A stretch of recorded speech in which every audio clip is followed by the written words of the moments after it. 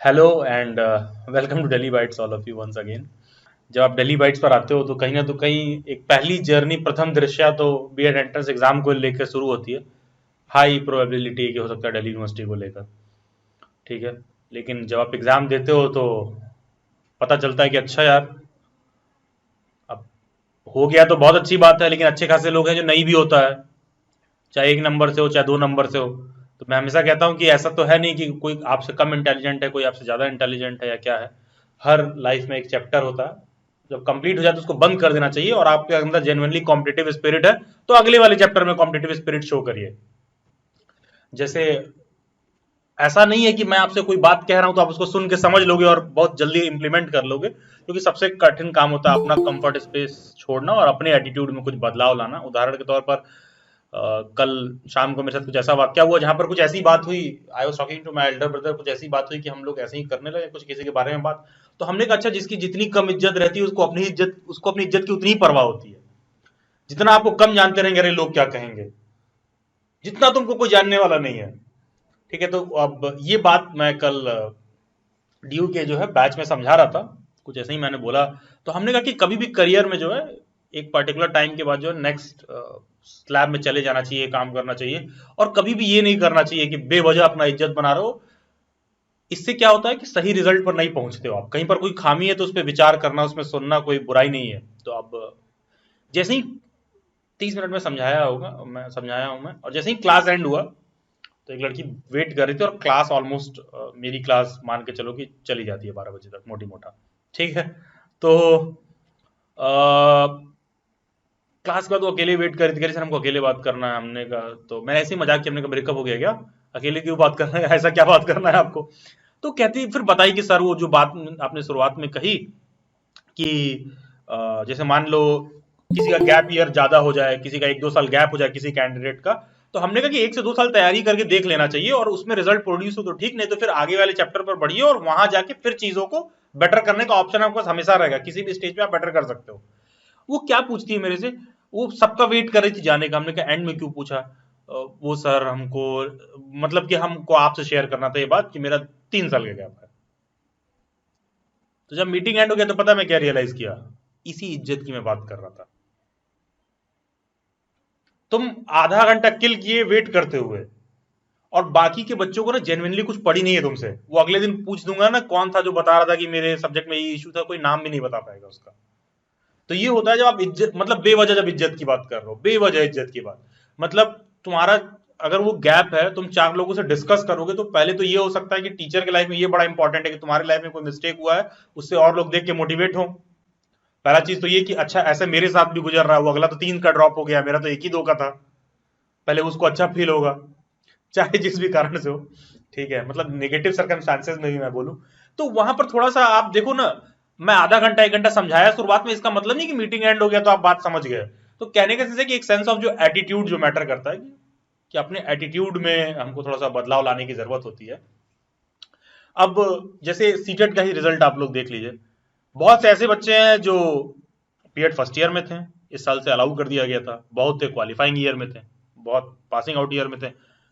कुछ लोग ऐसा होता है कि भाई वो मानते हैं कि यार मेरा माइंड इतना जल्दी जल्दी वाइब्रेंट काम नहीं करता है, तो किसी को गुरु मान लेते हैं कि चलो भाई ये सर कह रहे हैं तो सही कह रहे होंगे। सर ने कहा कि चलो भाई ज्वाइन कर लेते तो कर लेते और पास भी हो गए, चाहे 1 नंबर से पास हो चाहे 2 नंबर से, चाहे वो बाद में देख के अपना स्कोर इंप्रूव करते रहे। Case one. फिर कुछ बच्चे ऐसे भी आते हैं, देखा सर मैंने नहीं ज्वाइन किया, उसके बाद भी मेरे 112 नंबर, मेरे 113 है। अब मैं कॉलेज का नाम नहीं लूंगा, आईपी के किसी एक्स वाई जेड कॉलेज में, जिस कॉलेज को मैं जेन्युइनली अंदर से मानता हूं कि ये कॉलेज में एडमिशन, अगर वो कॉलेज वाला तुमको पैसा दे तो भी वहां पढ़ने नहीं जाना है, तो वो उसी कॉलेज का स्टूडेंट था। अब मैं नाम नहीं लूंगा। तो तो मैं देखा कि अच्छा सोचो, टीचर बनने वाले इतना कॉमन सेंस नहीं काम कर रहा है। बहुत से ऐसे बच्चे हैं इसी डेली बाइट्स पर बहुत मेहनत से कर रहे थे, उसके बाद हो सकता है कि वो 1-2 नंबर से पास है, और अच्छे खासे majority of the student 80% daily bytes के स्टूडेंट ऐसे हैं जिन्होंने 115 तो मिनिमम कर रखा है, ऑलमोस्ट 110 तो कर ही रखा। 120 एंड अबव वाले अच्छे खासे हैं हमारे पास, अच्छे खासे स्टूडेंट्स हैं 120 एंड अबव वाले। तो जब तुम स्कूल में तैयारी करते हो, बोर्ड की, 12th की, बहुत से ऐसे बच्चे होते हैं बिना पढ़े भी 70-80% 90% ले आते हैं। बहुत से होता है साल भर बहुत सारे कोचिंग, फलाना सर, ये फिजिक्स का अलग कोचिंग, केमिस्ट्री का अलग कोचिंग, बहुत कुछ करते हैं, उसके बाद भी नहीं कर पाते हैं। तो अब एक टीचर हो के तुम ये भी पोटेंशियल नहीं गेज कर पा रहे हो कि यार बहुत से ऐसे बच्चे हैं दिल्ली यूनिवर्सिटी के एग्जाम की तैयारी करते हैं, नहीं क्वालिफाई कर पाते हैं। अब मैं अपने टीम में पूछ दूं कि तो सब बोल देंगे नहीं हमने ऐसा प्रिपरेशन नहीं किया था। इसका मतलब ये थोड़ी ना कि अगला आदमी भी वैसे ही कर लेगा। तो टीचर हो, पहले इतनी तुम्हारी बेसिक अंडरस्टैंडिंग काम नहीं कर रही है। बहुत से ऐसे बच्चे हैं जो इसी बहाने, बैच के बहाने रिदम में रहते हैं, रेगुलरली आते हैं, पढ़ते हैं, रिवाइज करते हैं, सारा कुछ सीखते हैं, और टीचर से आपको बहुत कुछ गाइडेंस मिलता है। It is not just about कि तुम क्लासेस पढ़ ली और चैप्टर क्लोज हो गया वहां पर, ठीक है। It is not just over. अब जैसे आप लोगों को एक छोटा सा उदाहरण दूं, रिसेंटली जो है केवीएस का वैकेंसी फॉर्म वॉर्म आया था, केवीएस, एनवीएस, DSSB। आप लोगों का जो अभी छोटा सा अचीवमेंट है सीटेट, जिससे ज्यादा कुछ आपको बहुत मिलने वाला नहीं लाइफ में, उसमें मैं अभी बात करूंगा, लेकिन उससे पहले कुछ 2-4 बड़ी बड़ी चीजों पर बात कर लें थोड़ा, ठीक है। तो केवीएस, एनवीएस, DSSB पर मैं आऊं तो रिसेंट डेज में ना उनके एग्जाम्स हुए। तो दो I don't slightest of the, मेरा कोई ऐसा इंटेंशन नहीं है जाने का, बट आई जस्ट कि ठीक है ओके, देखते हैं कि चल क्या रहा है। तो मतलब ग्राउंड लेवल पे जब बच्चे एग्जाम देने जा रहे हैं तो उनका माइंडसेट क्या है। तो आपको, चाहे आपने ना भरा हो, आपको मैं ऐसे ही एक फैक्ट बता दे रहा हूँ। नवंबर में केवीएस का फॉर्म आया था, और दिसंबर और जनवरी में जो है उनको हार्डली टाइम मिला होगा, जब तक वो समझे होंगे कि फॉर्म भरे हैं, अभी सब महीना भर यही डिसाइड कर रहे होंगे कहाँ ज्वाइन करें। बहुत सारे लोग हैं हम सबसे सस्ता दे रहे हैं, हम सबसे सस्ता दे रहे हैं, ये वाले क्लेम में आदमी फंसा रहता है। जब तक वो ज्वाइन किए तब तक पहले फरवरी के वीक से एग्जाम शुरू। अब ये बात आप जेन्युइनली समझ लो, आप लोग सब लोगों ने बीएड एंट्रेंस एग्जाम दिया होगा, देयर इज हाई प्रोबेबिलिटी कि आपके चॉइस वाला कॉलेज आपको नहीं मिला होगा। देयर इज हाई प्रोबेबिलिटी कि तुम वहां चाह रहे तो वहां ना मिला हो। अब तुम ये बात सोच लो कि वो जो बच्चे हैं जॉब के नाम पे लाखों बच्चे फॉर्म भरे कट थ्रोट कंपटीशन में, और वो जनवरी का महीना मिला था उनको और दिसंबर का। तुम सोच लो वो कितना प्रिपेयर किए होंगे कि एग्जाम क्वालिफाई कर ले। क्योंकि जिस दिन एग्जाम का फॉर्म आता है ना, उस दिन ये जो सारा कुछ आप सीटेट में स्कोर किए हो ना, ये वापस उसको पढ़ने का दिन नहीं होता है।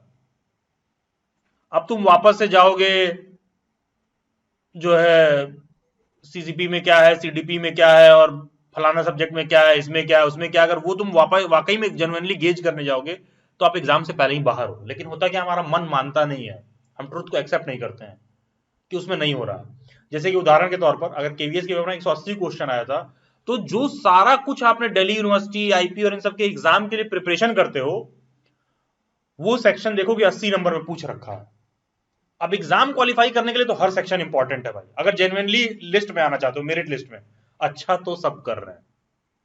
2 नंबर से नहीं हुआ, 4 नंबर से हुआ, 5 नंबर से नहीं हुआ, मतलब अच्छा तो सब कर ही रहे हैं, कोशिश तो सब कर रहे हैं, कच्चा पक्का सब कोशिश कर रहे हैं। अब देखो जो फाइनल जब रिजल्ट वो बन रहा है, पेपर आ रहा है, पेपर में क्या हो रहा है, पेपर में सिंपल सा एक फंडा दिख रहा है कि भाई ये 80 नंबर का क्वेश्चन वो है जो हमने उस समय पढ़ा था, और बाकी का 50 नंबर 60 नंबर का क्वेश्चन वो है जो मैंने सीटेट के समय पढ़ा था। और जिसने उस पर पॉलिश अपना बढ़िया रखा है, ठीक है, जिसने अपना उसमें पॉलिश बढ़िया रखा है, वो बच्चा ऐसा हो रहा है कि सारा कुछ जब कंबाइन कर रहा है तो जब एग्जाम दे रहा है तो उसका एग्जाम निकल रहा है। क्योंकि जॉब वाले में क्या होता है ना, आधा नंबर, 1 नंबर भी तुम्हारी जिंदगी बदल सकता है। ये बहुत लोगों को भी फील नहीं होता कि आधा नंबर 1 नंबर क्या है। किसी एग्जाम में 2 नंबर 5 नंबर से रह जाओगे ना तो तुमको समझ में आएगा ये क्वेश्चन करेंगे। और जब जॉब की बात आ जाती है ना, वहां आधा नंबर 1 नंबर बहुत काउंट करता है भाई। ऑफन मैं समझाता हूं, तो जैसे मैंने शुरुआत में बताया कि जब नहीं रिस्पेक्ट रहता है तो आदमी और ज्यादा वो सोचता है कि मेरा रिस्पेक्ट है, तो वहां बात समझ में आ नहीं रही मैं कह क्या रहा हूं कि अपने अंदर बदलाव कैसे लाए, तो वो 1 नंबर 2 नंबर वाली बात में फोकस नहीं करते हैं। तो ऐसे ही सीटेट का रिजल्ट है, मैंने बताया किसी बच्चे ने बोला कि हम तो ऐसे ही कर लिए। नहीं, तुम वैसे ही कर लिए, अब तुमको एक खराब एटीट्यूड दे रहा है। अरे कोई बहुत बड़ा तीर नहीं चला दिया, ठीक है। कहने के सेंस है कि अलग अलग कैंडिडेट का अलग अलग पोटेंशियल, एक टीचर के तौर पे इतना बुनियादी अंडरस्टैंडिंग आपको होना चाहिए। फिर आता है कि सर अच्छा अब तो सीटेट में अच्छे खासे लोग हैं, आप लोग majority of you have qualified, and मैं देख पा रहा हूँ जैसे कि जितने लोग का मैं नाम देख रहा हूँ ऊपर, ये सब लोग ऑलमोस्ट 115 120 अबव है, किसी का उससे कम भी है तो भी कोई दिक्कत नहीं है। जितने लोग जनरल कैटेगरी के स्टूडेंट हैं जिनका 90 से अबव है, आप सब क्वालिफाइड हैं। जितने भी कैटेगरी के स्टूडेंट हैं जिनका 82 एंड अबव है, सब क्वालिफाइड है। कोई अपने नंबर से सेटिस्फाइड नहीं है, आप वापस एग्जाम देके इंप्रूव करते रहिएगा। इन मीन टाइम आप क्या करो, अपना बढ़िया सा सीवी उवी बनाओ और अप्लाई करना शुरू करो, पहले तो रिजेक्शन के लिए। क्योंकि इससे आपको ये समझ में आएगा कि भाई सबका जो सारा कुछ किया अभी तक कोई वैल्यू नहीं दे रहा हमको इस बात पे। ठीक है, पहले आप रिजेक्शन के लिए तैयार होइए, 4 जगह जाओ, फिर तुमको कोई एक ऐसा होगा जो तुमको अपॉर्चुनिटी देगा, फिर आपको कोई अपॉर्चुनिटी देगा, और अपॉर्चुनिटी किसी भी फील्ड से आ सकती है, कहीं से भी आ सकता है। हो सकता है कि आपको किसी ऑर्गेनाइजेशन में एज ए इंटर्न भी काम करना पड़ जाए, लेकिन अगर आप इस साल बीएड कंप्लीट कर रहे हो तो आपको जॉब की इमीडिएट जरूरत पड़ जाएगी, घर वाले आपसे पूछना शुरू कर देंगे, तो आप लोग अपना सीवी बना के अप्लाई करना शुरू करिए। जो भी ऐसे हैं जो क्वालिफाइंग ईयर में नहीं है, वो देखें कहीं ऐसी जगह हम ज्वाइन करें जहां सीखें। वो स्कोर कार्ड कुछ नहीं है, वो स्कोर कार्ड आपको एक डेफिनेशन देता है कि एक बुनियादी जो है टीचर एजुकेशन के फील्ड में आपको अंडरस्टैंडिंग है, आपको एक सेंस ऑफ कॉन्फिडेंस देता है। और ये भी ध्यान दीजिएगा, आज के जमाने में मतलब पिछले 2-3 साल में जो चीजें जिस तरह से बदली है, बहुत किस्मत वाला है आदमी कि जिस ईयर पास आउट हो उसी ईयर गवर्नमेंट जॉब आ जाए और आप एलिजिबल हो। क्योंकि क्या है ना, जिस ईयर पास आउट हो गए ना उस साल नहीं आएगी गवर्नमेंट जॉब। आखिरी केवीएस की वैकेंसी आई थी 2018 में, अगली आई है 2023 में, अगला चुनाव कब है? 2029 में, 2028 में। हो सकता है बहुत लोगों की शादी हो जाए और आपका नेक्स्ट जनरेशन भी आ जाए। हाँ, there is high probability, it might sound stupid at this point of time, लेकिन हाई प्रोबेबिलिटी है, हाई प्रोबेबिलिटी है। तो है क्या, जितना ज्यादा फैक्ट को एक्सेप्ट करोगे उतना ज्यादा आप सही जगह पर पहुंचोगे। जितना ज्यादा फैक्ट को एक्सेप्ट करोगे कि भाई ये ऐसे होगा वो ऐसे होगा, अब उस दिन क्या होगा, ये जितने फैक्ट्स पढ़े हो ना भूलते जाओगे। जो कुछ भी पढ़े हो तो बहुत कम प्रोबेबिलिटी होती है कि कोई बच्चा ऐसा हो कि रिसेंटली उसने ज्वाइन किया हो और लास्ट ईयर 2022 में उसने कंप्लीट किया हो जुलाई में और दिसंबर में वैकेंसी आ गई हो। 5 में एक स्टूडेंट का ऐसा केस होगा। और ध्यान देना, वो क्वालिफाई नहीं कर पाएगा, लेकिन क्योंकि अभी भी पास हुआ है, उसको लग रहा है कि ऐसा ही आता है हर साल, हम पास आउट होंगे और केवीएस की वैकेंसी आ जाएगी, एनवीएस आ जाएगी। उसको भी एहसास नहीं, उसकी ग्रेविटी का एहसास नहीं है उसको। ठीक है, तो क्वालिफिकेशन के पीछे बहुत सारा वो है, और उसमें सीटेट एक बहुत मेजर रोल प्ले करेगा आपका मेंटल प्रिपरेशन के लिए, एक सेंस ऑफ कॉन्फिडेंस के लिए। और प्राइवेट जॉब में तो सीटेट अब एक बुनियादी रिक्वायरमेंट है। तो सबसे पहला चीज जो आपको करना है कि अपना एक बढ़िया सा सीवी तैयार करिए, और जितने भी स्कूल्स आपको लगता है आपको अप्लाई करना है, आप उनके वेबसाइट पर जाइए, उनका एप्लीकेशन सालों साल ऑन रहता है, एटलीस्ट आप अपना सीवी भेज दीजिए और अप्लाई कर दीजिए। एटलीस्ट अगर आपको लगता है कि स्कूल में जाके जॉब करना, जो भी पास आउट हो रहे हैं इस साल, बाकी के जो भी बीएड वगैरह में अभी पढ़ रहे हैं, वो आप कोशिश करिए कि कहीं कोई अच्छी ऑर्गेनाइजेशन के साथ आप सीख सकें बहुत सारा कुछ। ठीक है, निकिता आप मुस्कुरा रही हैं। ठीक है, good evening sir. Good evening. हाँ, नहीं चलिए, बहुत अच्छी बात है कि आप किसी अच्छे ऑर्गेनाइजेशन के साथ बहुत कुछ सीख रही हैं। ठीक है, हाँ जी तो सर। ऐसे ही करके आप लोग अपना अपना रास्ता जब ढूंढोगे तो आपको मिलने लगेगा। तो फर्स्ट एंड फॉरमोस्ट, कितने ऐसे लोग हैं जिन्होंने 115 प्लस स्कोर किया? जस्ट रेज योर हैंड, देखें इसमें यहाँ कितने लोग बैठे। 115 प्लस, ये बटन लगा होगा वहां रेज करना है हैंड। हाँ, अच्छा ठीक है। वरुण, सुजाता, श्रुति, चंद्रिका, प्रिया, निकिता, प्रांजल, अंकिता, टीना, ये अच्छा यार, रिमझिम मैम। ठीक, तो सबसे ओवर टू यू मैम। ये आप लोग स्टूडेंट हैं, आप लोगों का ज्यादा एफर्ट है, तो कहीं ना कहीं रिजल्ट प्रोड्यूस कराने में तो आप लोगों का है। जिनका भी 115 120 प्लस स्कोर है, बहुत अच्छा है। कितने लोग हैं जिनका 110 प्लस है? अपना हैंड रेज रखिए आप लोग। कितने लोग हैं 110 प्लस वाले हैं? 100 प्लस वाले कितने हैं? Raise your hand.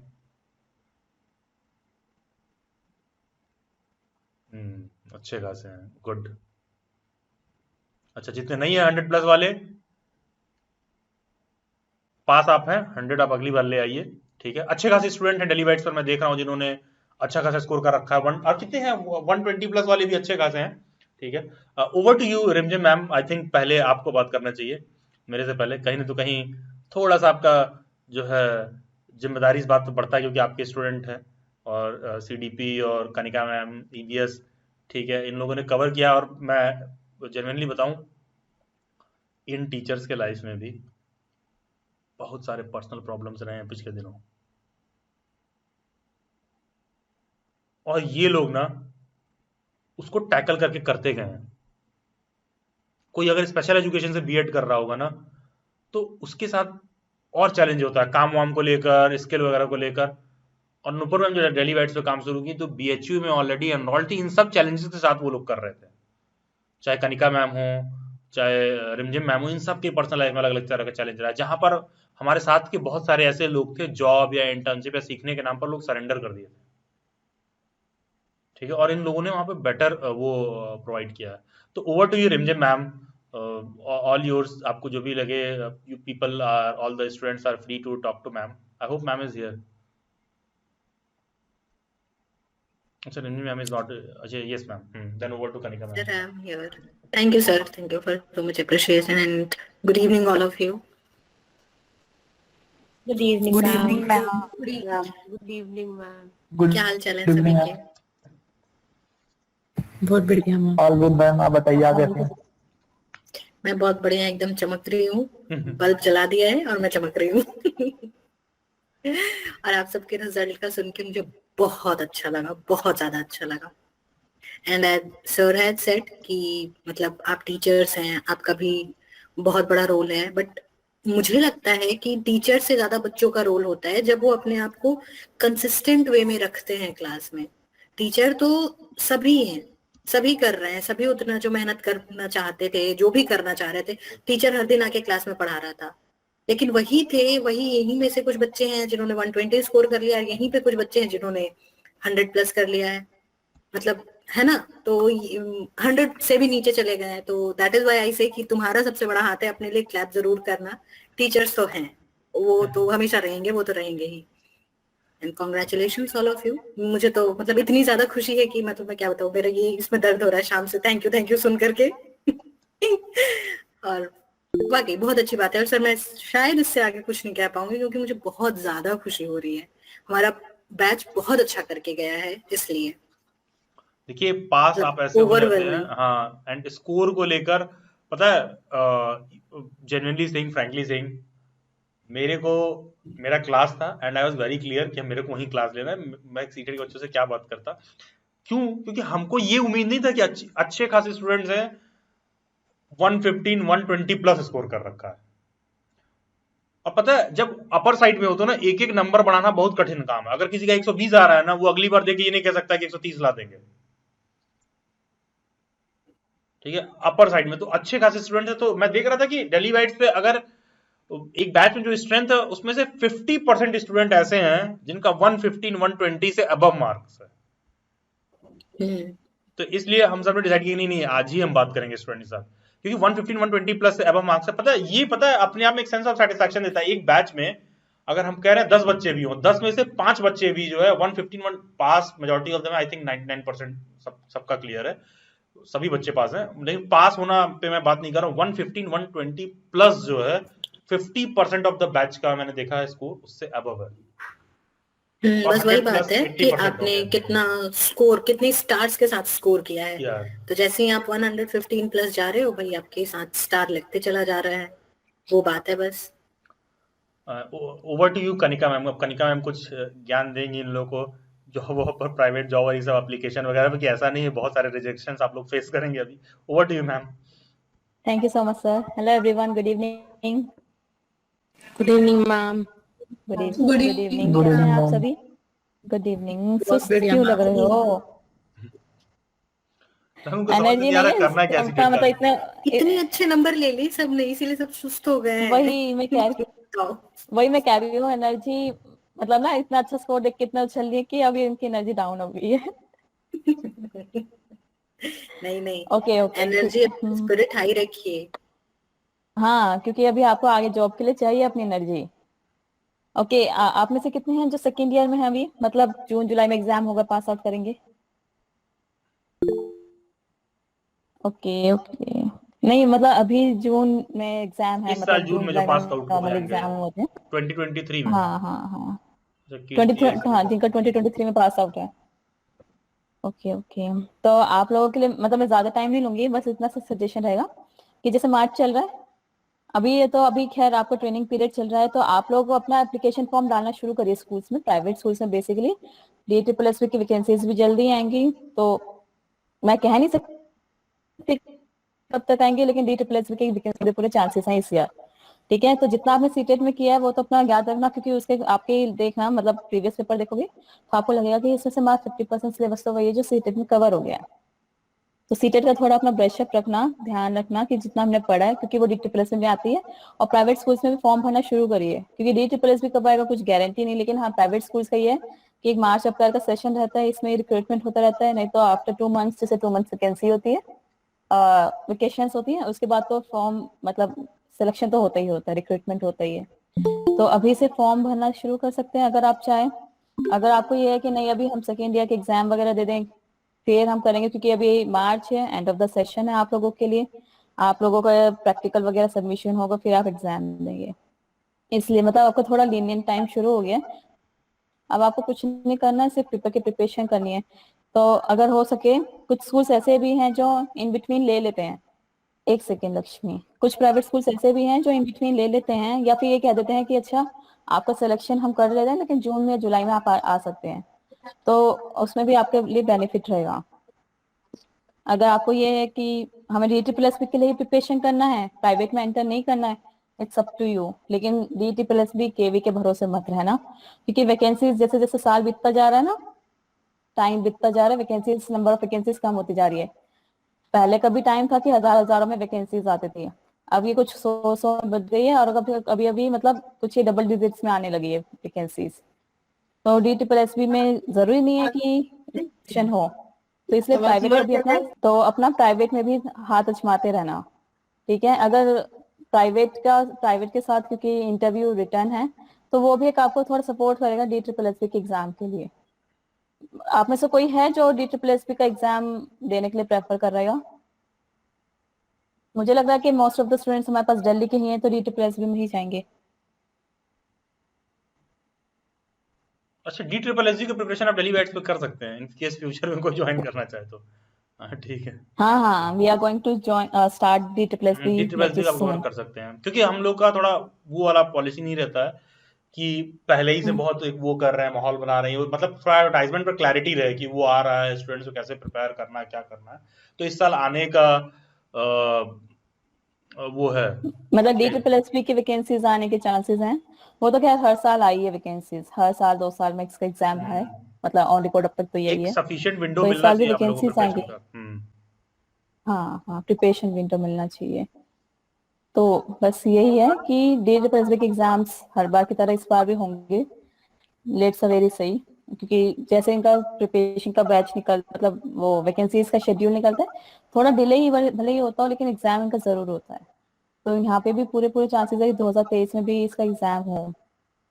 तो अपनी प्रिपरेशन इस तरीके से रखना कि जैसे उसमें जितना भी रहेगा आपका सारा रहेगा बीएड का ही, लेकिन प्रिपरेशन आपको अपनी ऑन टिप्स रखनी होगी कि जैसे ही आपको एग्जाम आए तो आपको रिवीजन और प्रैक्टिस की जरूरत पड़े, लर्न करने की या फिर समझने की जरूरत ना रहे। तो जितना आप अभी पढ़ रहे हैं, पढ़ चुके हैं सीटेट के टाइम पे, उसे सारा टिप्स पे रखना, चाहे वो आपका प्राइवेट स्कूल हो या गवर्नमेंट स्कूल के लिए आप प्रिपेयर कर रहे हो, आपको हर जगह वो काम आएगा। ओके। मतलब जो पढ़ा है उसे भूलना नहीं कि एग्जाम दे दिया भूल गए, ऐसा मत करना उसे। मैम ने जो कैसी वाली जनरली मान स्टूडेंट्स लेंगे। की जो जनरली स्टूडेंट्स की टेंडेंसी रहती है, ऐसा मत करना, थोड़ा ब्रशअप करते रहना, प्रैक्टिस करते रहना, इंटरव्यूज देते रहना। DSSS में वैसे तो इसमें इंटरव्यू का सीन नहीं है, बट स्टिल एग्जाम वगैरह के, क्योंकि इंटरव्यू के लिए जाएंगे तो रिटर्न तो होता ही होता है प्राइवेट स्कूल में, तो वहां से आपको सपोर्ट मिलता रहेगा। और नहीं तो अभी नहीं तो फिर कभी ना कभी तो केवी की वैकेंसीज आएंगी, तब आपको उसमें सपोर्ट मिलेगा। तो इसलिए प्राइवेट में हम आपको कह रहे हैं कि प्राइवेट में जरूर आप अप्लाई करें, एटलीस्ट ट्राई करिए। कि बाकी गवर्नमेंट जॉब तो है जब आएगा, क्योंकि 1 महीने का आपको प्रिपरेशन मिलेगा। जैसे अभी केवी का आपने देखा होगा, कुछ नवंबर में फॉर्म बंद हुए, 20 नवंबर को फॉर्म बंद हुए, और जनवरी में एग्जाम, जनवरी फरवरी का पूरा सेशन उन्होंने एग्जाम का लिया। हार्डली 1-1.5 मंथ मिला है प्रिपरेशन के लिए। तो वो जो 1-1.5 मंथ है ना, आपको प्रिपरेशन के लिए नहीं था, वो रिविजन के लिए था, प्रैक्टिस के लिए था। एग्जैक्टली। और यही DSSS का भी यही रहा है। अगर आपको इन्होंने मान लीजिए अभी अप्रैल में कह दिया कि वैकेंसीज आ रही है, तो मई में इनके एग्जाम शुरू हो जाने हैं, मई जून में एग्जाम शुरू हो जाने हैं। तो आपको ये जो टाइम मिलता है, ये आपको टाइम प्रिपरेशन का नहीं मिलता, ये टाइम प्रैक्टिस का या फिर रिविजन का मिलता है। और ये सिर्फ ये मैं DSSS केवी का नहीं कह रही हूँ, हर गवर्नमेंट जॉब चाहे कोई सी भी हो, हर जगह का यही सीन है। तो जितना आप कर रहे हैं, कर चुके हैं उन्हें ध्यान रखिएगा, याद रखिएगा, रिवाइज करते रहिए, प्रैक्टिस करते रहिए। प्रैक्टिस का सबसे बेस्ट सोर्स रहेगा आपका प्राइवेट स्कूल में। अभी तो बीएड के एग्जाम है तो याद रहेगा, लेकिन धीरे धीरे भूलने की टेंडेंसी रहती है, तो वो आपको भूलने का टेंडेंसी नहीं रहेगा अगर आप उसे ऑन फील्ड यूज करते रहेंगे। और ऑन फील्ड के लिए सबसे बेस्ट है okay okay. Over to you sir. Yes, thank you ma'am. किसी को कुछ पूछना है? Okay Sir, I wanted to add something to it. किसी को कुछ पूछ? हाँ यस मैम। और एक चीज और ध्यान रखिएगा, कभी भी never ever take things like this कि मैं तो भाई DSSB के लिए ही मैंने टारगेट कर लिया है, तो अब जो होगा वही होगा। यू नेवर नो कि तुम्हारी डेस्टिनी तुम्हें किस तरफ लेके जाने वाली है। तो अपना जब तक स्किल से डेवलप नहीं करोगे तब तक तुम्हें नहीं पता चलेगा तुम कहाँ पे हो। और स्किल से डेवलप करने का जो फर्स्ट ईयर्स में उनका सबसे अच्छा तरीका है कि आप अच्छे प्लेटफॉर्म्स को ज्वाइन करिए, अच्छी जगह को ज्वाइन करिए, अपने स्किल्स डेवलप कीजिए। बिकॉज ट्रस्ट मी, अभी अगर आपको छोड़ दिया जाए ना क्लास में, 4 बच्चे हैंडल नहीं हो पाएंगे, लिटरली 4 बच्चे हैंडल नहीं हो पाएंगे। लेकिन अगर यही चीज आप धीरे धीरे करते रहोगे, सीखते रहोगे, तो जब आप इंटरव्यूज के लिए जाओगे उस टाइम पे ये आपको प्लस पॉइंट बन के दिखेगा। बिकॉज तब आप आई टू आई कॉन्टेक्ट सभी इंटरव्यूअर के साथ, स्टूडेंट्स के साथ बराबर रहेगा। आप आराम से जाके बता पाओगे, कॉन्फिडेंट रहोगे। और उस टाइम पे आपका कॉन्फिडेंस बहुत मैटर करता है। इंटरव्यू के 1 महीने पहले क्या पढ़ा है ये मैटर नहीं करता, आपने over a period of time क्या लर्न किया है, क्या स्किल से डेवलप हुआ है, मैटर ये करता है। That is what is very important. First thing is this. And second thing, जो सेकंड ईयर में है, जिनको लग रहा है कि एग्जाम के पेपर देने हैं, ये है वो है, बहुत सारी चीजें हैं जो आपने सोच रखी हैं, trust me, nobody gives a damn about it कि तुमने बीएड में कितने स्कोर किए हैं। नो ऑफेंस टू नवधा, क्योंकि इसने मेरे को बोला था क्लास में, मैम ये तो पर्सनल अटैक हो गया। लेकिन यकीन मानो, किसी को मैटर नहीं करता है कि आपने टॉप किया है या फिर आप 75 लेके आए हो या 60 लेके आए हो। अल्टीमेटली व्हाट मैटर्स इज कि 50% अबव है या नहीं। ठीक है, यहाँ तक कि नवोदय विद्यालय और केंद्रीय विद्यालय जैसे भी और DSSB जैसे संस्थान भी सिर्फ 50% कंसिडर करते हैं। तो उस 50% के चक्कर में तुम पूरा साल भर का साइकिल डिस्टर्ब कर दोगे। अगर अभी चाह रहे हो कि अप्लाई करना है, और अभी वो समय है जब आप अप्लाई कर सकते हो, जब बहुत सारे स्कूल्स अपना वैकेंसी लेके आएंगे आपके पास कि भैया हमारे पास वैकेंसी है। अच्छे स्कूल्स को सेलेक्ट कीजिए। दिल्ली रीजन में बहुत अच्छे अच्छे स्कूल्स हैं, उनको सेलेक्ट कीजिए कि भाई ये चीजें हैं मेरे आसपास, ये मेरे घर के नजदीक है, इसका सैलरी पैकेज अच्छा है, यहाँ पे मैं ज्यादा सीख सकता हूँ या सकती हूँ। ऐसी जगहों को चुनिए और जाकर के इनरोल कीजिए खुद को, कि ताकि आपका वो चीज डेवलप होते रहे। और यकीन मानो, पढ़ाने वाले जो मतलब हमारे प्रोफेशन में जो पढ़ाते रहते हैं ना, रेगुलर बेसिस पे पढ़ा रहे हैं, एग्जाम भी क्लियर उन्हीं का होना है। जिसने ये सोचा है कि भैया पढ़ के हम कर लेंगे सब कुछ, उसमें से 10% लोग ही ऐसे होंगे जो सक्सेसफुल होंगे। क्योंकि तब तुम्हें पता है क्या होता है, तुम्हारे आवर्स का जो तुम number of count of hours है तुम्हारा वर्क करने का, वो इफिशियंसी बढ़ जाती है। Because you have that idea no कि सुबह 8 बजे से 2 बजे तक मेरा स्कूल है, 2 घंटे का रेस्ट है, और फिर उसके बाद मुझे अपने लिए पढ़ना है। तो अगेन वो 4 घंटा जो होगा ना, तुम सब कुछ छोड़ छाड़ के एकदम बुक कॉपी पे अपना फोकस डालोगे कि नहीं देखो मेरे पास यही 4 घंटे हैं, मुझे इसी में जो उखाड़ना है सो उखाड़ना है। तो वो जो बढ़ता है, एफिशिएंसी बढ़ता है, कंसंट्रेशन लेवल बढ़ता है, उसकी वजह से आपको परफॉर्मेंस को इतना ज्यादा बूस्ट मिलता है जिसका कोई हिसाब नहीं है। ये ट्राइड एंड टेस्टेड मेथड है, हम सभी के साथ है। आप सबने ट्यूशंस देखे होंगे, आपने खुद के कॉलेजेस देखे होंगे। और अब जब आप मटेरियल्स की, कंटेंट की बात करो, because ultimately what matters in live classroom, तुम्हें छोटे पैकेट्स में दिख जाएंगे पियाजे और 2 छोटे पैकेट के बीच में वाई गॉड्स की, और इसी प्रकार से सारी चीजें दिखने वाली हैं। लेकिन कहीं भी तुमको यशपाल कमेटी नहीं नजर आने वाला है, कहीं भी तुमको स्कूल करिकुलम, ये सारी चीजें जो हमने टेक्स्ट बुक में पढ़ी हुई होंगी, करेक्ट मी मैम और sir if I am wrong, ठीक है। लेकिन व्हाट मैटर्स इज कि आप अपने बच्चों से कैसे कनेक्ट करते हो और आपका सब्जेक्ट के ऊपर कमांड कितना अच्छा है।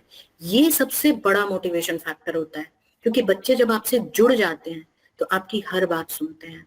और क्लास में, मैनेजमेंट में वो भी काउंट होता है कि बच्चे टिक के तुम्हारी बात कितनी सुनते हैं। आई होप सबको फर्स्ट हैंड एक्सपीरियंस मिला होगा एसीपीज में। Yes ma'am, yes ma'am. इसीलिए ये बहुत ज्यादा इंपॉर्टेंट है। तो इन दोनों चीजों पे काम करिए और एकदम कॉन्सेंट्रेट करिए कि नहीं, इस बार मुझे किसी ना किसी स्कूल में, किसी ना किसी प्लेटफॉर्म को ज्वाइन कर लेना है और अपने स्किल्स को मुझे बूस्ट करना है। अगर वो तुमसे तुम्हारा टाइम मांग रहे हैं, तुमसे तुम्हारा एक मिनट महक, अगर तुमसे तुम्हारा वक्त मांग रहे हैं, ज्यादा मांग रहे हैं, उनको दो, 2 महीने 4 महीने दो, एकदम दो कि ठीक है भैया ले ले, मेरे 24 घंटे ले ले, बस मुझे ये चीज सिखा के भेज दे।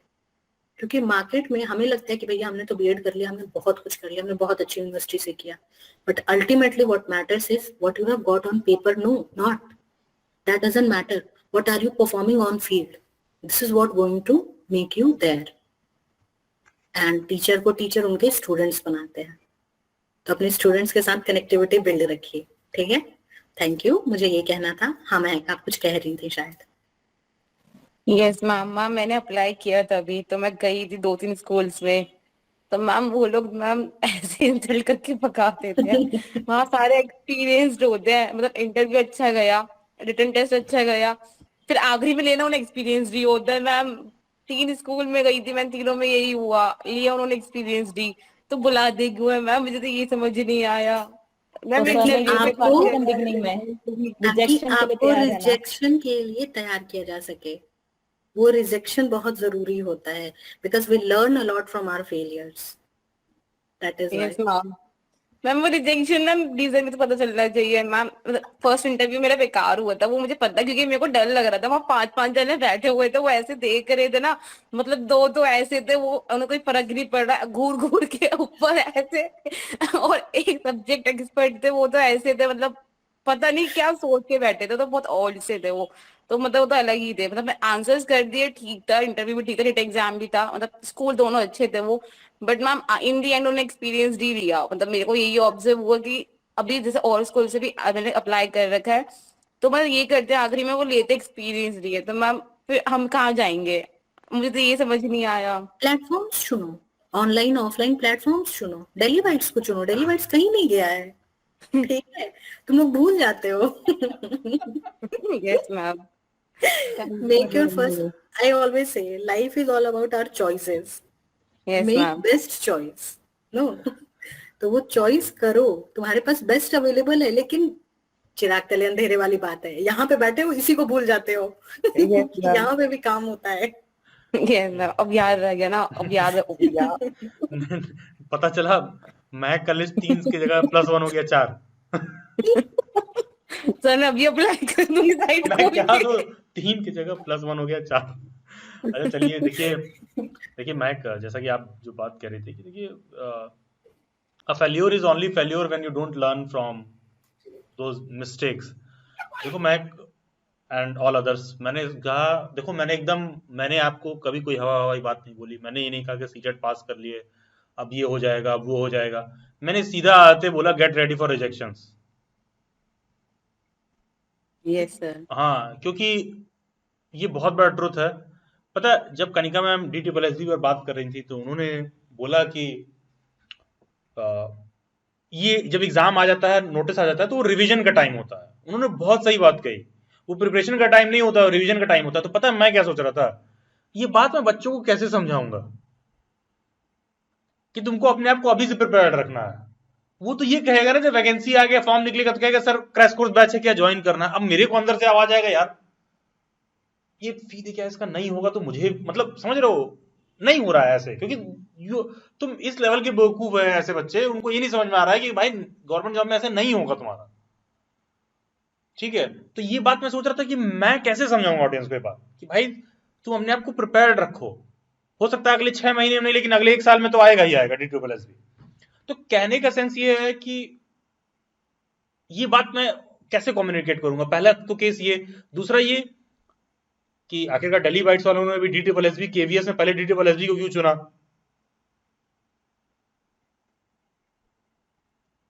एक प्रश्न ये भी बैठता है क्यों, क्योंकि उसमें एक थोड़ा सा सेंस ऑफ रेगुलरिटी है, सीट चाहे कम हो।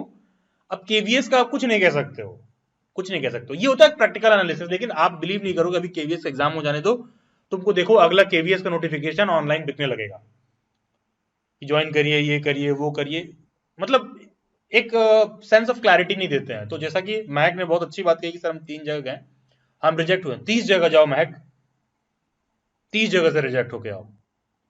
पता है क्यों? सिर्फ एक जगह सेलेक्ट होना है।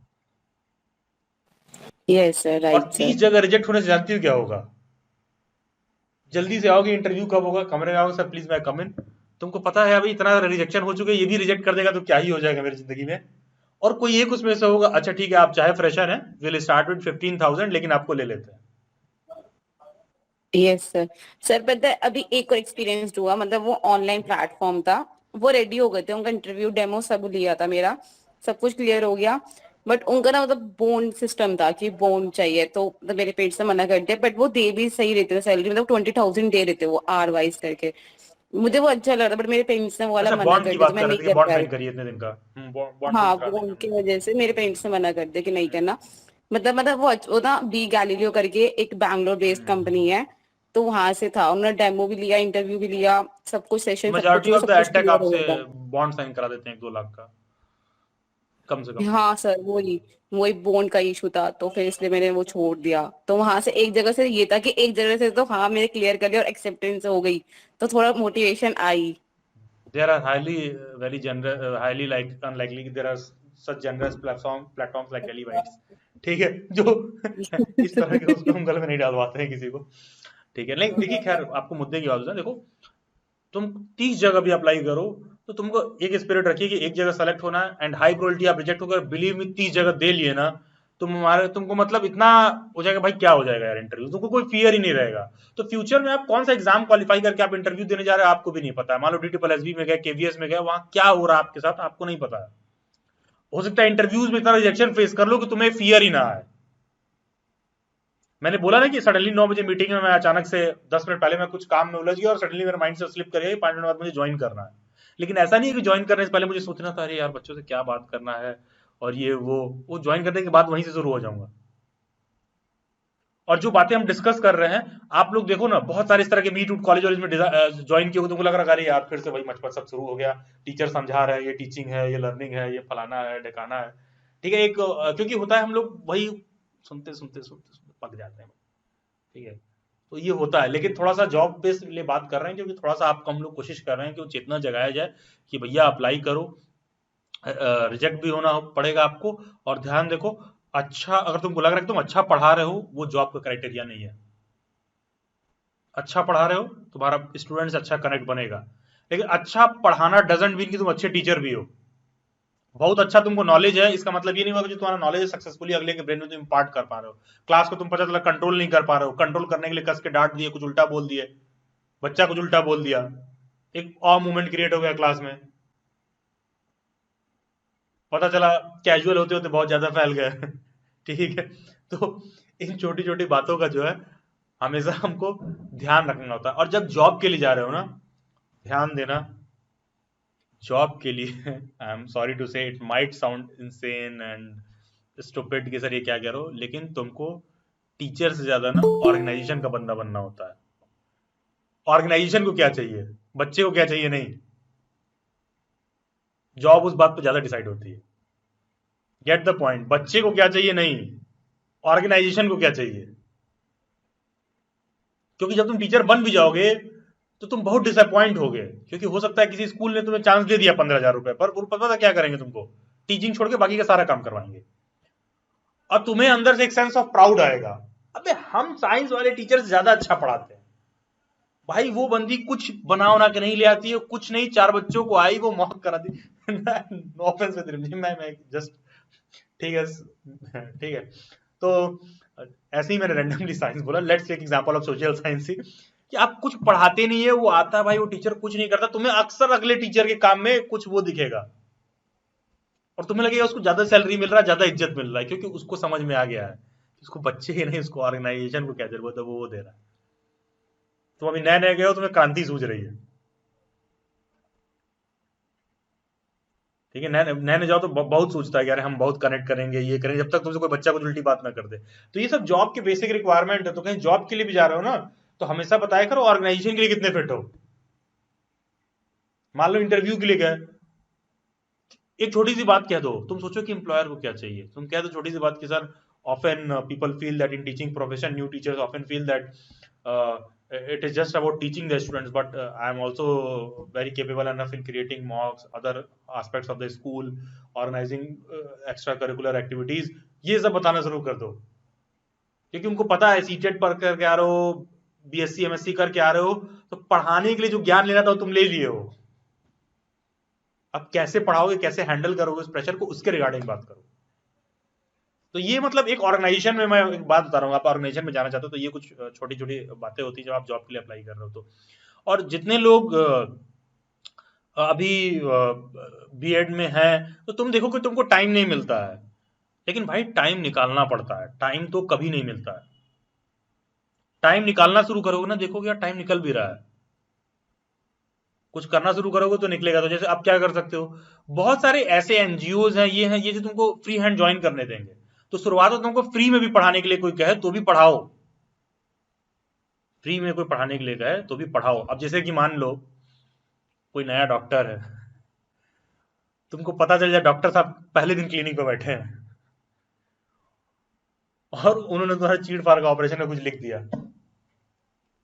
तुमको पता रही ये डॉक्टर आज ही डिग्री कंप्लीट करके आया, चाहे कितनी भी बड़े अच्छे संस्था से आया हो, और ऑफिस में बैठा, तुमको पता चला कि तुम उसके पहले पेशेंट हो। भाई हर डॉक्टर का कोई पहला पेशेंट तो रहा ही होगा, ठीक है, उसको तुमको पता चल गया कि तुम उसके पहले पेशेंट हो, भाई तुम उल्टे पांव भागोगे। तो ये पता चल जाए कि मैं उसका पहला पेशेंट हूं, तो चाहे तुमको पता हो कितना भी क्वालिफाइड हो, मतलब बैठ नहीं पाओगे 2 मिनट, पता चल जाएगा तुम पहला पेशेंट हो, कितना भी क्वालिफाइड डॉक्टर हो। तो अब सॉरी टू से एक्सपेरिमेंट करने कहां जाओगे तुम? तो कोई भी ढंग की ऑर्गेनाइजेशन तो तुमको एक्सपेरिमेंट करने से देने से रही, बहुत बड़ी बात है अगर ऑर्गेनाइजेशन तुमको एक्सपेरिमेंट करने दे रहा है।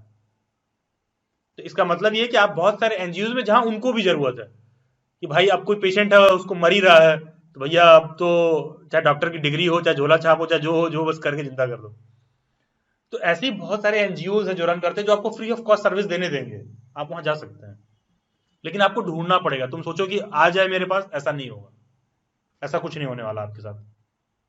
आपको उसी में टाइम निकालना पड़ेगा। हो सकता है वो एनजीओ कहे कि सुबह आना है 8 से 10, तुम्हारा कॉलेज 9 बजे शुरू हो जाए, तुमको हर दिन कॉलेज 10:30 बजे पहुंचना पड़ेगा पहला लेक्चर छोड़ के।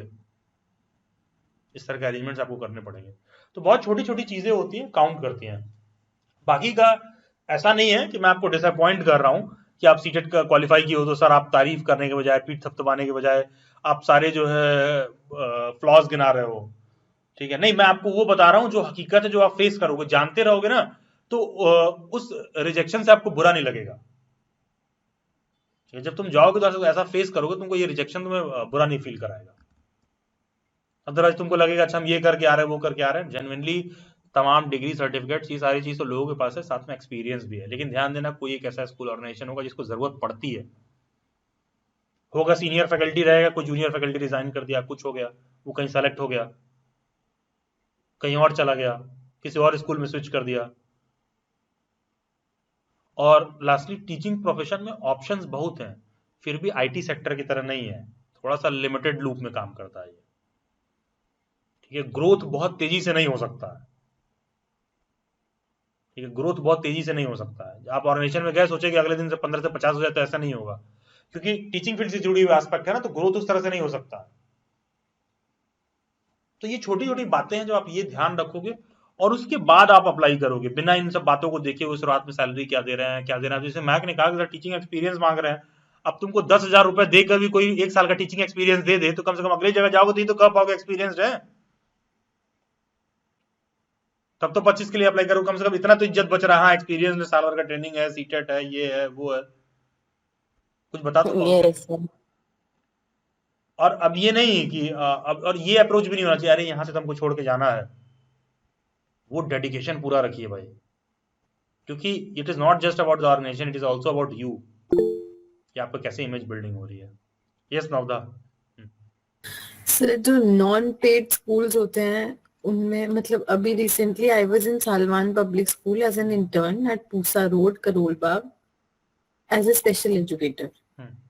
तो मुझे ऐसा लगता है स्कूल की इन्वेस्टमेंट हमारे ऊपर कुछ नहीं है, सिर्फ एक कॉफी मशीन, और हमारी इन्वेस्टमेंट स्कूल पर बहुत ज्यादा है सर। बहुत ज्यादा है, बिल्कुल बिल्कुल। मतलब every day they want the teacher to be, sorry to say, but this is a fact, they want the teacher to be well dressed. और आजकल there is a trend of non-repeating of clothes. Thirdly, there is like a cycle in the school that कोई भी function आया, teacher has to come up in a sari or something. ये तो सिर्फ dress पे बात हुई। every day you have to take up a lesson has to be with the TLM. ये इन्वेस्टमेंट बहुत बड़ी इन्वेस्टमेंट है सर. इसीलिए मैं Patient शर्ट भी तो देख रहा था, देखेगा. मैंने चेंज किया है कि नहीं किया है. सर ऐसा नहीं होता, नहीं, मतलब आई every day एब्सोल्युटली एग्री नवदा, ये ऐसा बिल्कुल है. एंड मैं इस बात को समझता हूँ, क्योंकि जब कोई नया आप ज्वाइन करते हो, अगर वो आपको 20,000 सैलरी दें और ये सारे टर्म्स कंडीशन रख दें, तो कुछ नंगा नहाएगा क्या, निचोड़ेगा क्या? और मेरे बैक ऑफ द माइंड में ये बात जरूर आती है कि मेरी बीएड बहुत सस्ती रही, पर इसके ऊपर जो लगा वो शायद एक सोने की ईंट गल गई मेरी. नहीं नहीं, ये तो है ही कि आप जाओगे तो समय जाता है और सारा कुछ जाता है. ये बहुत बड़ा देखो, लेट्स बी वेरी क्लियर, ये इंडस्ट्री का बहुत बड़ा हकीकत है. एजुकेशन इंडस्ट्री जो है उसका एक बहुत बड़ा हकीकत है ये, जब आप जाते हो. अच्छी बात है कि नवधा आपने ये बात शेयर किया, जैसे आप लोगों को बताएं, जैसे NGOs and teach. Every day I feel, पहले मुझे लगता था टीचिंग प्रोफेशन नोबल प्रोफेशन, बहुत अच्छा profession, teachers has to get respected. जैसे मतलब मेरे लिए एक आप एज अ टीचर है सर, तो you will always be regardful, because I belong to that generation where teachers were treated as very regardful. But now when I see a teacher I feel कि 45 बोलेंगे तो 40 मिलेगा, 50 बोलेंगे तो 42 पे रुकेंगे. दिस इज अ बिजनेस कि इतना माल हम बेच सकते हैं, इस रेट पे बिकेगा, क्या आप ले सकते हैं या नहीं ले सकते. सही बात है, सही बात है. नहीं, बिल्कुल सही बात है नवदा.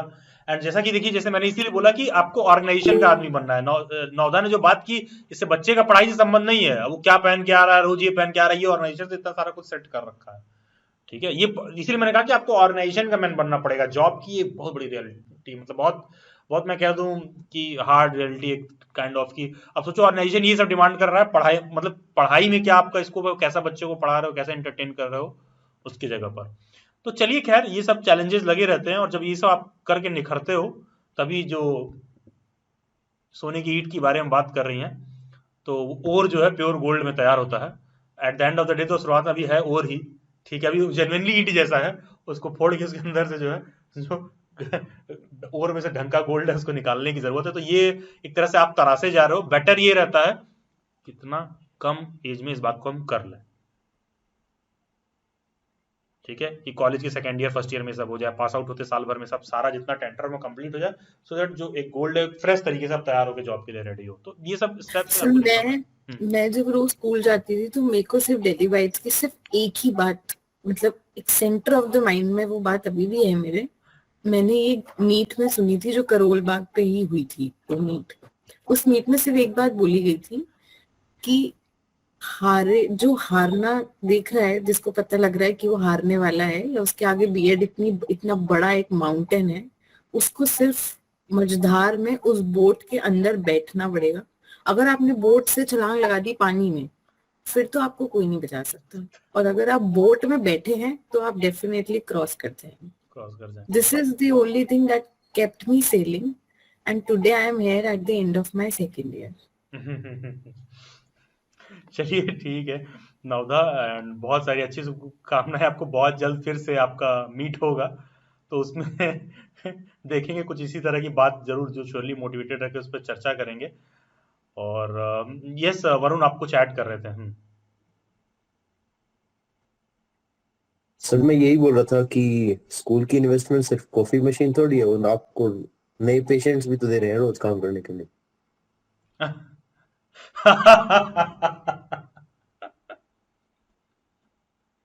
No comments. ठीक है, नो कमेंट्स. इस बार वरुण आएगा ना मीट में, आ रहा है ना? तब ठीक है नवधा. क्लास की बात मुझे याद है कि तुमने बोला है कि मैं वो मोमेंट बताऊंगा अपने लाइफ का जो मेरा टर्निंग पॉइंट था. Once I was just asking out of curiosity कि एक टर्निंग पॉइंट मोमेंट होता है. अपना टर्निंग पॉइंट मोमेंट जरूर बताना. प्रैक्टिकल एग्जांपल्स तो प्रैक्टिकल मोमेंट भी होगा ना, कुछ ऐसा ही मैं सुनना चाहती हूँ. श्योर क्यों नहीं. देखने वाले साहिल से देखते रहे और वो डूब कर पार भी हो गए. ठीक है, तो जो देख रहे हैं सिर्फ वो बैठ के देख रहे हैं, और जो तमाम जो एक्सपेरिमेंट कर रहे हैं, जैसे नवधा जो कह रही थी वो कर रहे थे, आप फेल्योर्स आप फेस करोगे. ठीक है, और ध्यान दीजिएगा, ये रिजेक्शन में बैठने के लिए भी सीटेट क्वालिफाइड होना जरूरी है. ठीक है, रिजेक्ट होने के लिए भी. ठीक है, रिजेक्ट तो तुम तब होगे ना जब वहां जाओगे. वो होने के लिए भी सीटेट क्वालिफाइड होना जरूरी है। तो इस पे एकदम क्लैरिटी रखिएगा। अब आप जब जा रहे हो धीरे धीरे करके आप सब अपने आप को अलग अलग जगह पर अच्छे अच्छे तरीके से अपने अपने आप को आप सेटल्ड पाओगे, ठीक है। और हाँ, बहुत कम ऑर्गेनाइजेशंस होती हैं जो जनरली ह्यूमन रिसोर्स को भी वैल्यू करती हैं। जैसे जो प्रॉब्लम्स आपने बताया, ऐसा नहीं है कि मैंने ये प्रॉब्लम्स फेस नहीं किया। एंड आप बिलीव नहीं करोगे, दिल्ली बाइट्स में जो इंटर्न्स काम करते हैं ना वो भी पेड होते हैं। और मेरे को एक इंटर्न ने बोला कि सर हम बहुत बड़े ऑर्गेनाइजेशन में काम करते, तो लोग बहुत एक्सप्लॉइट करते थे मेरे को और 1 रुपया नहीं देते थे। होली दिवाली तक के दिन जो है वो सोशल मीडिया वगैरह पे जो सारा कुछ चलता रहता है, तो पता है लेकिन ऑर्गेनाइजेशन अफोर्ड कर सकती हैं, ऐसी बात नहीं है।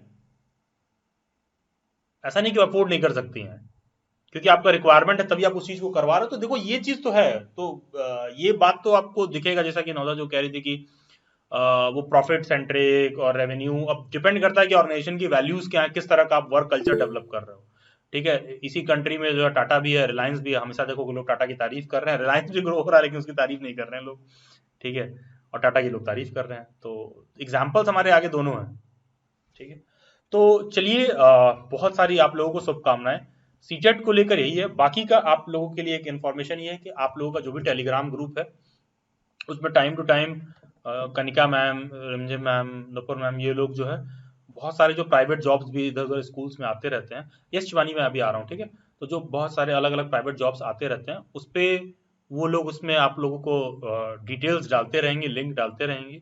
आप अप्लाई करिए, इंटरव्यू दीजिएगा, ठीक है। जो भी आप लोगों का ग्रुप है सीटेट का, और मान लो तुम बीएड क्वालिफाइंग ईयर में भी हो, वहां लिख रहा है कि पास हो, तो भी तुम अप्लाई कर दो, ठीक है। तो भी तुम अप्लाई कर दो। और मैं आपकी जगह होता तो थोड़ी सी, सॉरी, मैं अपनी जगह होता तो वहां पर मुझे कोई जॉब चाहिए होता। अगर मैं उस तरह से बदमाशी करता, अगर मुझे अभिलाष अगर एज अ स्टूडेंट वहां बैठा होता, तो वो जानते हो क्या एक्स्ट्रा काम करता, एक प्रिंट करा के पोस्ट भी कर देता एप्लीकेशन।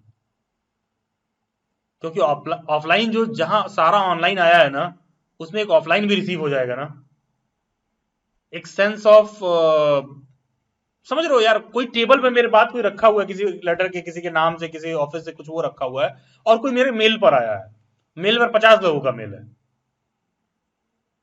और एक जो पोस्ट से आया है, डिफरेंस समझ रहे हो। और वही बात मेल में भी दिखाई दे मुझे,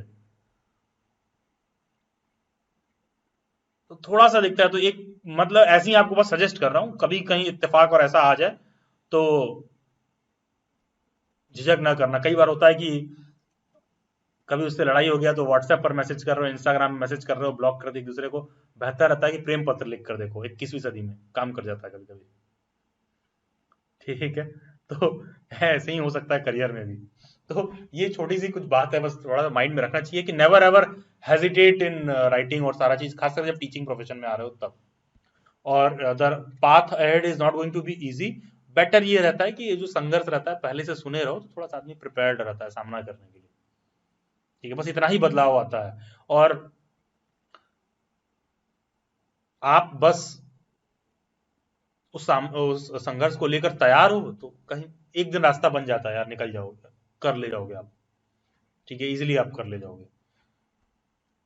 और रही बात सेंस ऑफ सेटिस्फैक्शन की, तो ध्यान दीजिएगा ऑर्गेनाइजेशन को इस बात से मतलब नहीं रहता है कि आपका स्टूडेंट डिलीवरी क्या, हाँ शिकायत आ जाएगा तुम्हारे पीछे पड़ जाएगा वो, ये भी ध्यान रखिएगा। तो आपको कैसे हैंडल करना है, सारा चीज मैनेज करना होगा, तो it is not going to be easy.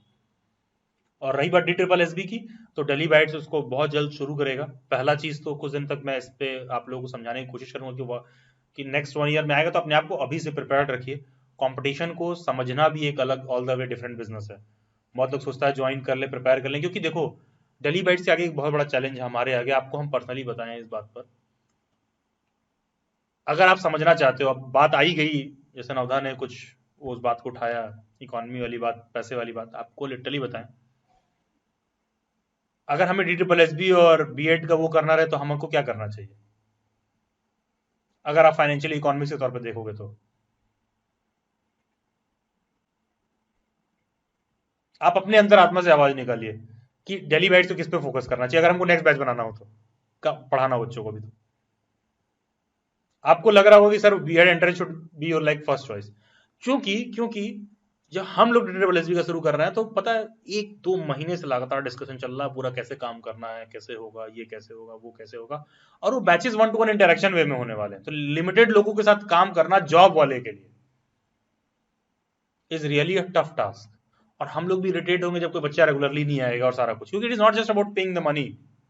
क्योंकि अगर उसकी बात है ना, तो रेवेन्यू वाली बात को अगर कंपेयर करोगे तो we have sufficient set of exams, ठीक है। बीएचयू का students are ready to join, हमारे पास टाइम नहीं है कि हम उनके साथ क्लासेस वो कर पाए।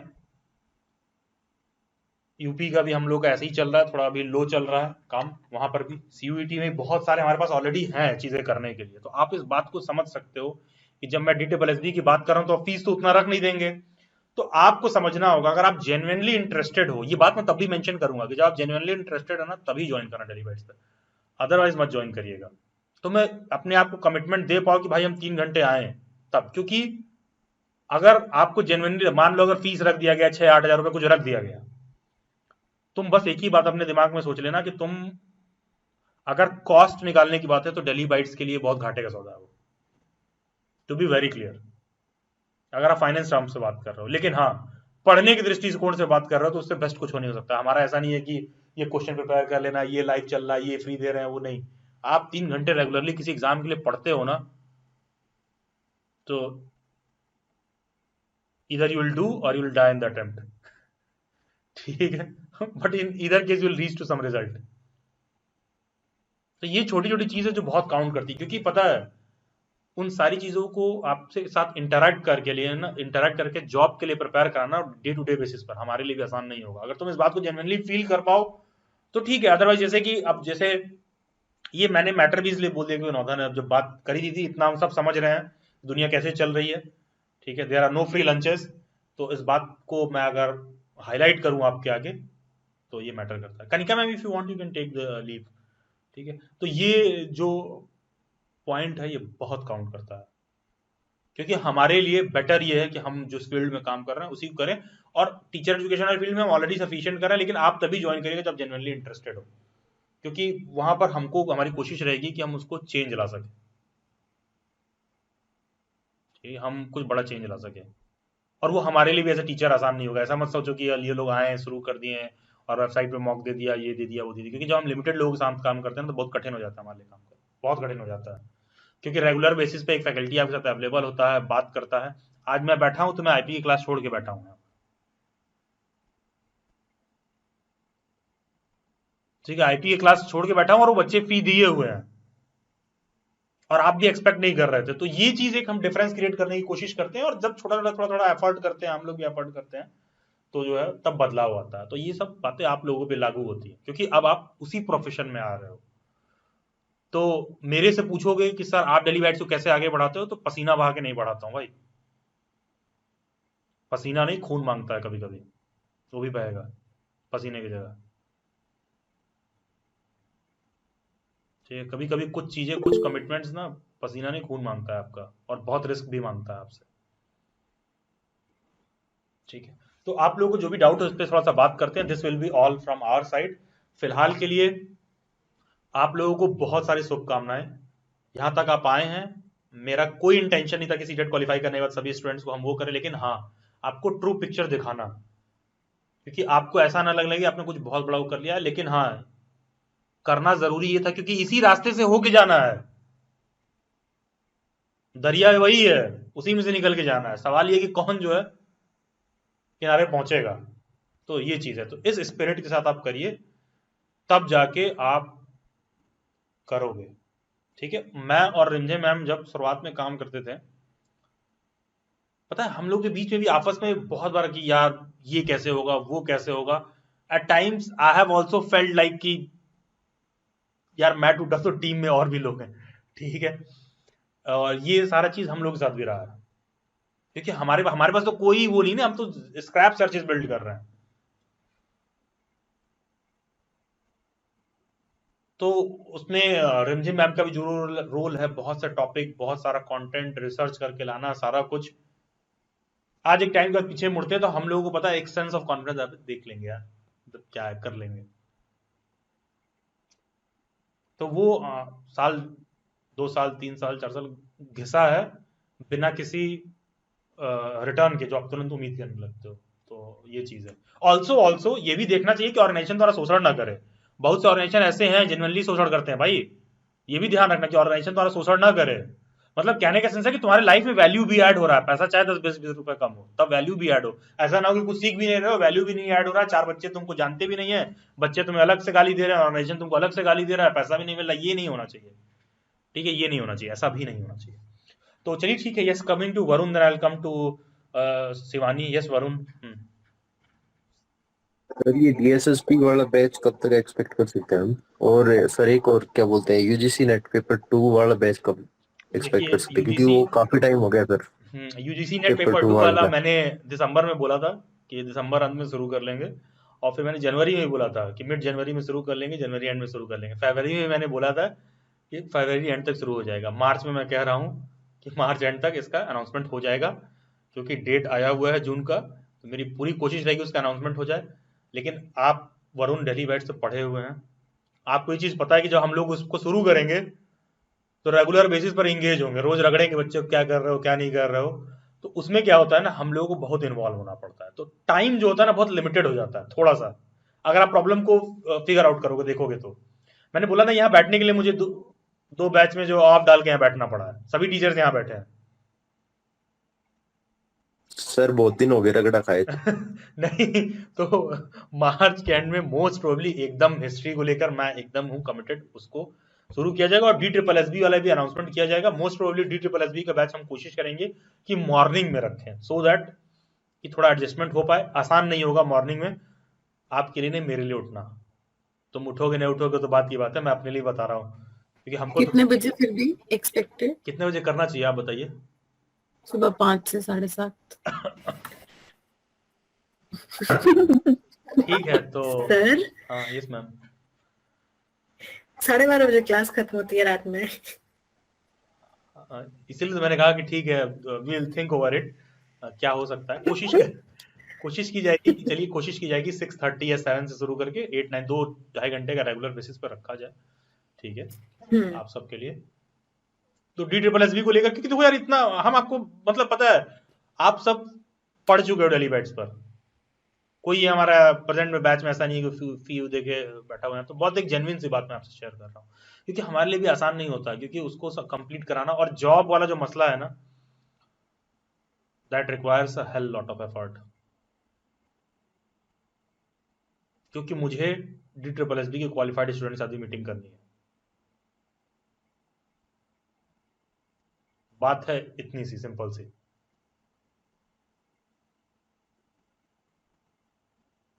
तो गाड़ी जब शुरू करेंगे तो गंतव्य तक पहुंचाने की पूरी कोशिश रहेगी, तो इस स्पिरिट के साथ। तो होता क्या है कि थोड़ा सा कई लेवल पर हम लोग भी चेक एंड बैलेंस बनाते हैं। ठीक है, अगर आप समझेंगे तो समझ में आएगा, अदरवाइज तो सब बगल बगल व्यापार ही है। हाँ yes Shivani. I'm audible. Yes Shivani yes. पहले तो रिंकी मैम थैंक यू। मेरे CDP में 27-26 आए हैं, जिसकी और सीरियसली सर मैं बता रही हूँ, मैंने मैम को लास्ट भी बोला था, मेरा फर्स्ट पेपर ही था, किस्मत इतनी खराब, मुझे उम्मीद नहीं थी जी। लाइक मैं 22 को अपने असाइनमेंट सबमिट करके आई हूँ और 22 को ही मुझे पता चला कि मेरा ही सबसे पहला पेपर है। तो बहुत मतलब मेरे लिए तो होच-पोच सा हो गया था। और फिर जो मैंने CDP क्लास में पढ़ी है वही पढ़ी थी, उसके बाद सिर्फ मैंने क्वेश्चन सॉल्व किए थे, वो भी रेगुलर कॉलेज था तो बीच बीच में कभी टाइम मैंने एक दिन CDP पढ़ी है। और सीरियसली बता रही हूँ, मुझे यकीन है 27-26, और मुझे ऐसा लगता था कि मुझे CDP समझ ही नहीं आती और क्वेश्चन देख के बस लगे ही जाते थे। तो ये बहुत अच्छा रहा। और मैं तो बहुत दिनों से पीछे पड़ी हुई हूँ। मैंने कल भी मैम को बोला था DSSB के लिए और मैंने आपको मैसेज किया था, आपको मैसेज आया था 2 बजे समथिंग, समय पढ़ के बस बंद ही किया था नेट। उस समय सर आपसे यही बात करनी थी कि बैचेस शुरू करा दीजिए, क्योंकि मैं ना मतलब मैं कोशिश कर रही हूँ खुद से। मैंने प्रीवियस क्वेश्चन भी, तो ये वाली चीज रहती है, जैसे मैंने प्रीवियस MGS KVS का पेपर देखा तो मैंने टॉपिक्स देखे, चलो TLM आ रहा है ये टॉपिक, फिर मैंने YouTube पर भी सर्च किए वो टॉपिक, फिर ना अंदर से वो सेटिस्फेक्शन नहीं आती। ये लगता है कि हाँ डेली बाइट्स की कोई वीडियो होगी तो उसमें तो पक्का आएगा, वरना फिर भटकते रहो ऐसे, तो वो नहीं चाहती मैं। सीरियसली बता रही हूँ। और मैं तो इसके लिए बोल रही थी कि जैसे लाइक केवीएस, एनवीएस और डीएसएसबी तीनों ही शुरू होना चाहिए, मतलब मेरे अकॉर्डिंग तो, कि साथ में ही प्रिपरेशन हो। पेमेंट का कोई इशू तो है नहीं, क्योंकि भाई यहाँ पर आपको अच्छी चीज मिल रही है, वहाँ थोड़े पैसे। सीरियसली बताओ, पहले ऐसा लगता था यार 10,000 ज्यादा है, इससे तो टाइम बीता गया, लेकिन रिजल्ट के बाद समझ आया कि 10,000 दिए तो वो वेस्ट नहीं हुए हैं। तो पैसा मैटर नहीं करता, अगर आपका सिलेक्शन आपका हो जाए ना इतने पैसों में, 20,000 आपके 50 भी लग जाए ना, तो फिर आपका सिलेक्शन हो तो आपको सेटिस्फेक्शन होती है, चलो मेरे पैसे लग गए और मेरा काम भी हो गया। नहीं, तो रिजल्ट प्रोड्यूस तो सर मैं बहुत तो मस्त है। पैसे चाहिए।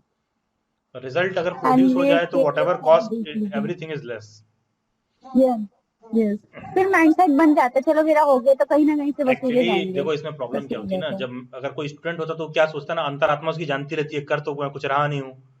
एक बच्चा होता है, उसको पता था मैं हूँ तो निकम्मा है, तो वो अपने ऊपर बोझ लेने के बजाय वो डाल देता है ऑर्गेनाइजेशन के ऊपर। तो अब ज्वाइन सही भी ये बात करना तो है तो सोचता है कम पैसे में कर ले। अभी तो हम बोले हैं ना 7:30 बजे, अभी हम कह देंगे रेगुलरली 7:30 से उठ के 9:30 पढ़ो, तो उनके साथ दिक्कत हो जाएगी। और जैसे मैं कहता हूँ do whatever it takes, हाँ sir you just don't have to do your best. लोग आएंगे कहेंगे वाह बेटा बहुत अच्छा किया, ये किया वो किया, लेकिन at the end of the day list में हो, चाहे धोखे से हो चाहे धक्के से हो तो हो, नहीं हो तो तुम्हारा दोस्त भी अरे 1-2 दिन सुनेगा, पता नहीं इसके इतने भी कैसे आ कि गए। मेरे माइंड में भी आ रहा था कि मैं कोई और अदर बैच ले लूं, फिर अंदर से गिल्ट होता है, नहीं यार कहीं और लेके टाइम वेस्ट नहीं करना अपना। फिर मैं अभी खुद ही एसएसटी पढ़ ले लूं, एटलीस्ट कुछ तो कर लूं खाली टाइम में। तो इसलिए मैं तो बहुत दिनों से वेट कर रही हूँ, मैं तो रोज मैसेज करती रहती हूँ मैम को शुरू करा दो। चलिए ठीक है शिवानी, बहुत बहुत धन्यवाद, बहुत सारी शुभकामनाएं, and thank you Rimjhim ma'am also for adding so much value in students mind for CDP. ठीक है, हाँ ये सुनाओ था, कुछ आप कह रही थी। सर ये धोखे से और धक्के से वाली लाइन एक बार दोबारा बोल दो।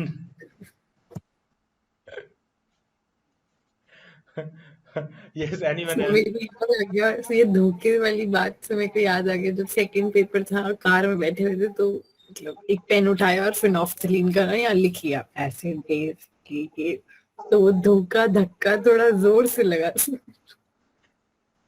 इसीलिए मैंने कहा ना धोखे से हो या धक्के से, भाई जब हो गया तो हो गया। चलिए ठीक है, एनीवन एल्स, एनी डाउट, कोई क्लास, एनीवन एल्स, किसी को कोई इशू, कुछ भी कुछ शेयर करना चाहता है कोई भी, एनीवन? यस चंद्रिका। सबसे पहले तो चंद्रिका बहुत सारी शुभकामनाएं, बहुत अच्छे मार्क्स पाए हैं, एंड चंद्रिका दिल्ली बाइट्स पर बहुत पुराने समय से स्टूडेंट है। इट इज़ माई बैड कि मैं चंद्रिका को रेगुलर बेसिस पर क्लासेस नहीं ले पाया हूँ। चंद्रिका के मेरे साथ जो है शायद रेगुलर बेसिस पर क्लासेस नहीं रही है, तो this is really unfortunate for me. And Chandrika को दिल्ली बाइट्स में बहुत समय से देख रहा हूँ, बहुत सारे क्लासेस, मेंबरशिप और सारा कुछ, तो अच्छा लगता है ऐसे स्टूडेंट्स को देखकर। तो glad to see you Chandrika over here. Good evening sir, good evening ma'am, और कनिका मैम तो चले गए, उन्हें कॉन्ग्रेचुलेशंस भी करना था। बाकी thank you so much for all like guidance, support, listening, all the things, उनके लिए सभी के लिए थैंक यू। और सर क्लासेस नहीं हुई तो क्या हुआ सर, बातें तो बहुत हुई है, आपने सजेशंस बहुत दिए हैं, it helps me a lot. और सारी चीजों में मैंने तो इतने लोगों को भी कई बार आपकी लाइन से मोटिवेट किया है, और कई लोगों ने मुझे कहा आपके चमकाने के बाद हमने पढ़ना स्टार्ट किया था। पर मैंने तो आपकी लाइन से मोटिवेट किया था,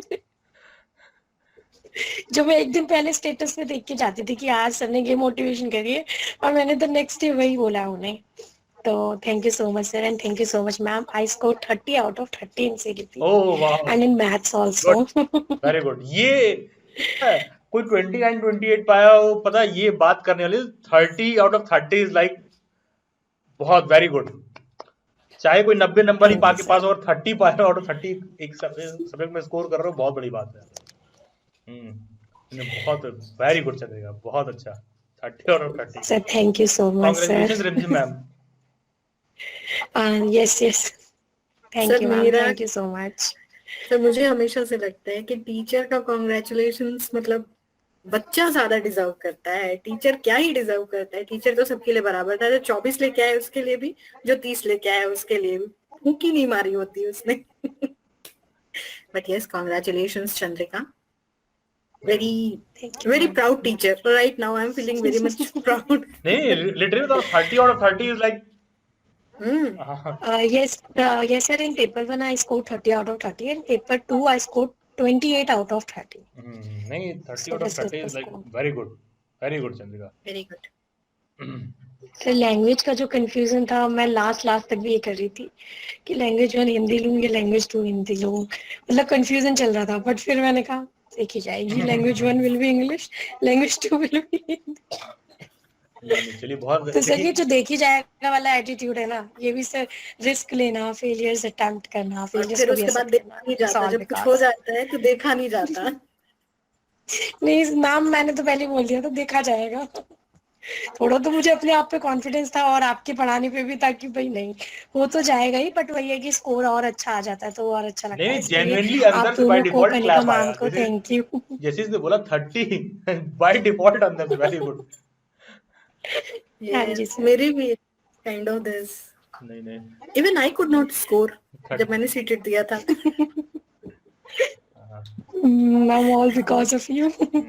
मैं सही बताऊं तो मैंने रिवीजन भी नहीं की थी, मतलब उतनी नहीं की थी, मैंने सेकंड पेपर के लिए बुक वगैरह ले ली थी कि मैं बैठे बैठे कर लूं, बाकी मैंने जो है मॉक टेस्ट दिए थे या वेबसाइट्स पे ही, और बाकी मैंने बुक ले ली थी क्योंकि आई प्रेफर बुक मोर, तो इसलिए मैंने बुक ले ली थी कि नहीं, बुक सही से किया ही था. प्रेफर कर लूं थोड़ा, हम्म, वो इसलिए कर लिया था, और बाकी स्कोर था, और बाकी पेपर 2 में भी सही आ गया। नहीं बहुत उसमें थोड़ा डर लग रहा था, उस वजह से। गुड.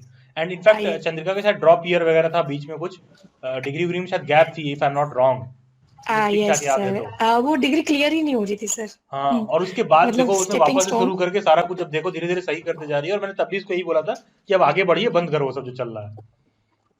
यस।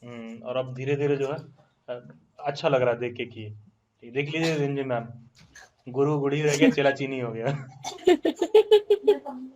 सर मैं यही कहने वाली थी, एग्जैक्टली यही कहने वाली थी कि गुरु गुड़ रह गई, चेला तारीख बन गए. बहुत अच्छी बात है, बहुत अच्छी बात है, बहुत अच्छी बात. चलिए, anyone else wants to share something? Yes Shweta. Hello sir, hello ma'am, hello good Shweta. Evening. Hello Shweta. कैसे हैं आप, कैसे हो मैम आप? आई एम मैं गुड श्वेता. बहुत बढ़िया हूँ Shweta. Sir, first of all, I thank you. I can't thank you enough. Thank you very, very much. Thank you, ma'am. I scored 30 out of 30 in CDP paper 1. Congratulations भाई, यहाँ पे तो James बैठे हुए हैं. And in paper 2, I scored 26 out of 30 and I still can't believe ये कैसे हुआ. बस मैम मुझे आपकी एक बात याद थी, जब मैं बहुत परेशान थी, आपको याद होगा उस टाइम पे जब मेरा दिल्ली बीयू का एंट्रेंस भी क्लियर नहीं हुआ था, and I was so struggling very much कि मैं कैसे फोकस करूं. देन आई ओनली रिमेम्बर आपने मुझसे एक बात कहा था कि ट्राई तो करो, जो होगा वो होगा, बस एक बारी तुम करना तो शुरू करो. And from that day onwards I did bit by bit, थोड़ा थोड़ा मैंने शुरू किया. And ma'am finally I can't believe मैंने पेपर 1 and 2 दोनों क्लियर कर लिया. And ma'am thank you, you are being a constant inspiration. आपकी क्लासेस में आउट ऑफ द बॉक्स जाके भी बहुत सारी बातें होती थी, जिसमें like sex stereotypes, gender stereotypes related issue which I really enjoyed, और उसमें मैं आके बोलती थी LGBTQ के बारे में या वगैरह वगैरह. तो it was very so much fun और inspiring by being taught by you, and thank you sir. I literally enjoyed your political science. बाकी सारे बच्चे डर रहे होते थे कि सर की क्लास है. सर आपके पीछे मैं बताती हूँ, रिमझिम मैम की क्लास में सारे डर रहे होते थे, हमें नहीं लेनी सर की class. But I honestly look forward to it. मुझे सर से पढ़ने में बहुत मजा आता था, और पहले पहले सर ने, I know sir being judgemental, उन्होंने मेरे को भी पता नहीं बेवकूफ सी लड़की समझा होगा at the beginning of the No, I said the silent observer. yes sir, but in the starting नहीं, but the I point thought is I you- remember what I said. yes sir, yes sir. देखिए, एक second Shweta, आप notice करिए, इतने दिनों में इतने सारे बच्चों को पढ़ाया होगा, लेकिन चंद्रिका के डिग्री में कुछ इशू था. ये बात मुझे याद है, चंद्रिका बहुत पहले दिल्ली वाइट्स पर आई थी, 2 साल पहले वो ज्वाइन की थी. ये बात उतने दिन में पता है, इतने सारे. अब श्वेता एक बार क्लास में बैठी थी, और श्वेता ने सिर्फ एक मेरे क्वेश्चन का जवाब दिया था, मैंने कहा ये लड़की ना, दे आर साइलेंट ऑब्जर्वर्स, ये they make the changes. Thank you, sir. Thank you. And from when I presented my the topic sir gave me in the political science, and I presented my topic, then I felt he was impressed kind of, and तब से sir को लगा कि हाँ थोड़ा इस लड़की को भी पता है. तब से sir I enjoy your classes, and thank you so much, ma'am. I am really looking forward to meet you in person if that happens. Please Yes, make it is possible. going to happen in next 26 month मार्च को ये only. शायद इसी month में, 26 मार्च को most probably date. हाँ, yes, this month only. meetup अभी तक मेरे दिमाग में फरवरी चल रहा ये है. हाँ, डेट अभी बता दो. डिस्क्लोज किया है मैंने. वैसे 26 मार्च ही है, 25 मार्च जो भी संडे है शायद उसी दिन है. 26 को Ma'am, संडे है. 26 मार्च को. it will be on in Delhi, na? Yes Del- yes, Delhi. also. 26 March Delhi, most probably in Karol Bagh. Okay, sure. Thank you, ma'am. Thank you, sir. Thank you, Shweta. God bless you Shweta. देखिए कोई और candidate इससे पहले add करो. श्वेता ने बीच में एक बात कहा कि Rimjhim ma'am you have been constant source of motivation. पता है देखो यार, बातें वही होती हैं, लाइंस वही होते हैं, तुम्हारी जिंदगी में किस दिन उसकी जरूरत है ना. अब श्वेता को मैं आज कहूं श्वेता कोशिश करते रहो, होगा. सुने एक कान से निकल गया. हो सकता है परेशान हो किसी दिन, और उस दिन किसी व्यक्ति के पास पहुंचे और उसने तुमसे वही बात कही, और मोस्ट प्रोबेबली उस केस में रिमझिम मैम, वो बात आपने कहा और वो बात जो है चेंज लाता है. तो एज अ टीचर भी आप लोगों को ये बात समझना चाहिए. आप बहुत सारे स्टूडेंट्स होंगे who will be looking up to you people. ठीक है. और पता है जब कुछ ना दिख रहा हो ना जीवन में, हमेशा इस चीज को ध्यान रखना कि कभी भी कुछ नहीं दिख रहा हो तब भी अगला स्टेप दिख रहा होता है. जैसे ही तुम अगला लोगे, अगला फिर दिख जाएगा. और वही छोटे छोटे स्टेप्स जो होते हैं ना, baby step make the huge difference in the each and everyone's life. And same happened with Shweta also. मैंने कुछ ऐसी बात नहीं कही थी जो हम और आप नहीं जानते हैं. बस वही बात है, वो टच करने की जरूरत होती है, कब किसको क्या टच कर जाए. That Midas touch. Anyone else who wants to share something?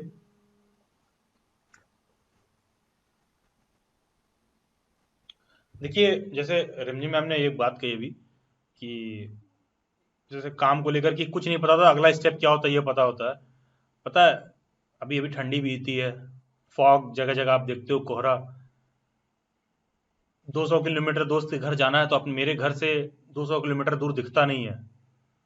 ठीक है, और तुमको भी नहीं दिखता है. फॉग में निकलते हो लेकिन रास्ता पता रहता है ना, तो 20 मीटर देख के भी 200 किलोमीटर की दूरी तय हो जाती है. ठीक है, सिर्फ एक भरोसा रहता है कि धीरे धीरे चल रहे हैं, 20 मीटर दिख रहा है, ये रास्ता वहां जाता है. बस यही फिगर आउट करना है कि वो रास्ता कौन सा है. रेलवे ट्रेन कैसे चल रहा है, ट्रेन को रोज अपना रास्ता बदल के जाना हो ना, तो लखनऊ से दिल्ली पहुंच ही नहीं पाएगी. लेकिन उसको पता है ये ट्रैक है, रोज इस पे जाना है, कोहरा हो चाहे दो, धीरे धीरे ट्रेन करके अपना निकल जाती है उसी में. और ड्राइवर को 50 मीटर भी दिख रहा होता है तो उतना पर्याप्त होता है गाड़ी ले जाने के लिए. वही अपने लाइफ का भी ऐसे ही है यार. इमीडिएट में कुछ चीजें आपके आगे होती हैं जो होता है, तुम ये कोशिश मत करो कि तुमको एकदम एंड गोल दिखने लगे होगा कि नहीं होगा. यार ये किसी को नहीं पता होता. हम लोग भी काम करते ये नहीं पता होता कि ये चीज होगा कि नहीं होगा, कितना उसका रिजल्ट प्रोड्यूस होगा, क्या होगा. तो ऐसे ही देख लो, फॉग में तुम कितना दूर तक देखते हो, 20 मीटर 50 मीटर, सब ज्यादा ही बोल रहा हूँ, और 500 किलोमीटर की दूरी तय हो जाती है. ऐसे ही लाइफ में यार, अभी eight this point of time आपको क्या सही है, क्या करना चाहिए, वो देखते हुए, और लॉन्ग टर्म विजन के साथ. लॉन्ग टर्म विजन क्या है कि मेरे को यहाँ से अगर लखनऊ से दिल्ली जाना है तो मेरे को दिख रहा है कि अच्छा मेरे को दिल्ली जाना है, विजन ये है.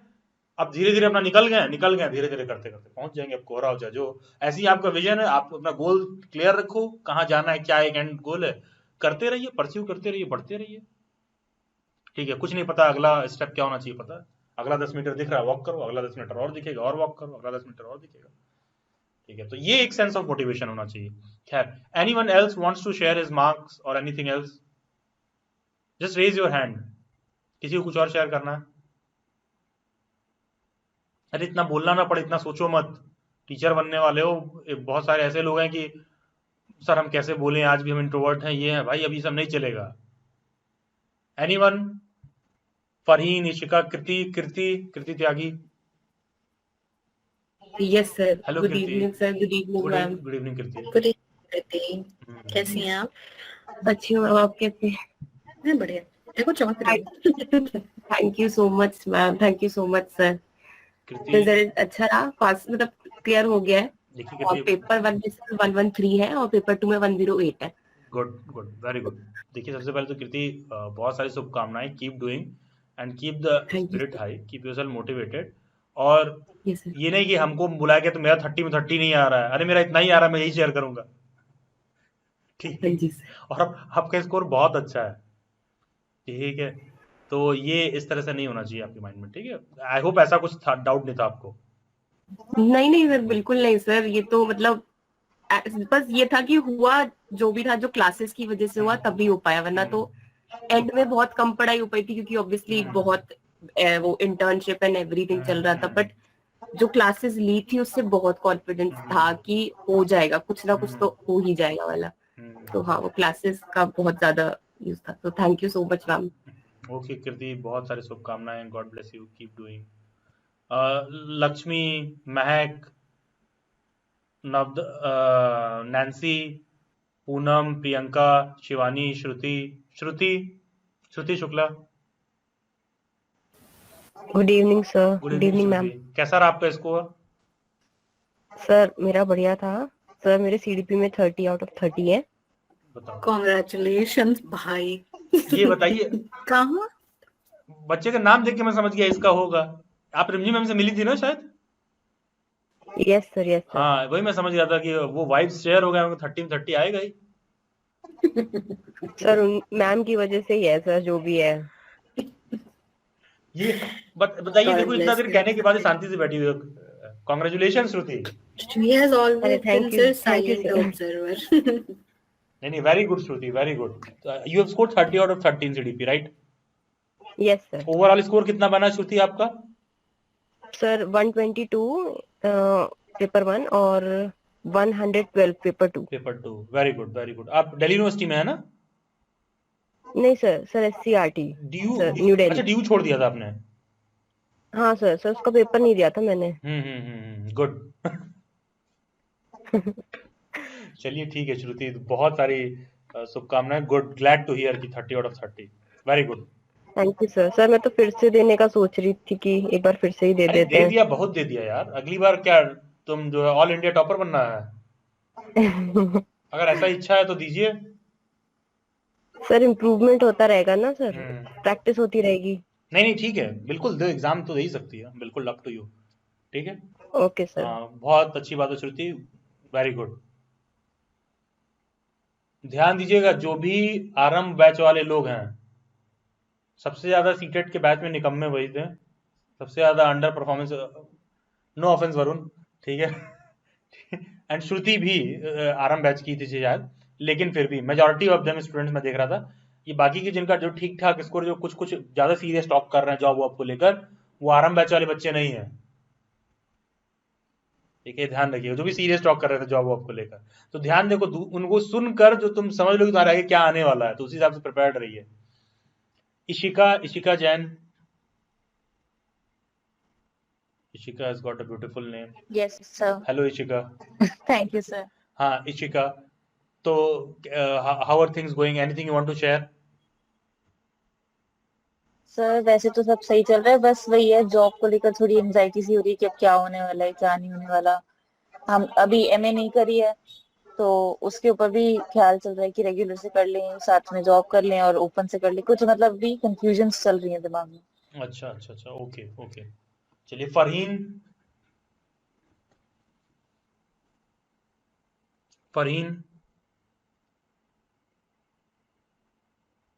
लक्ष्मी,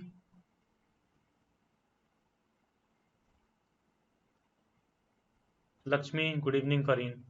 लक्ष्मी, महक,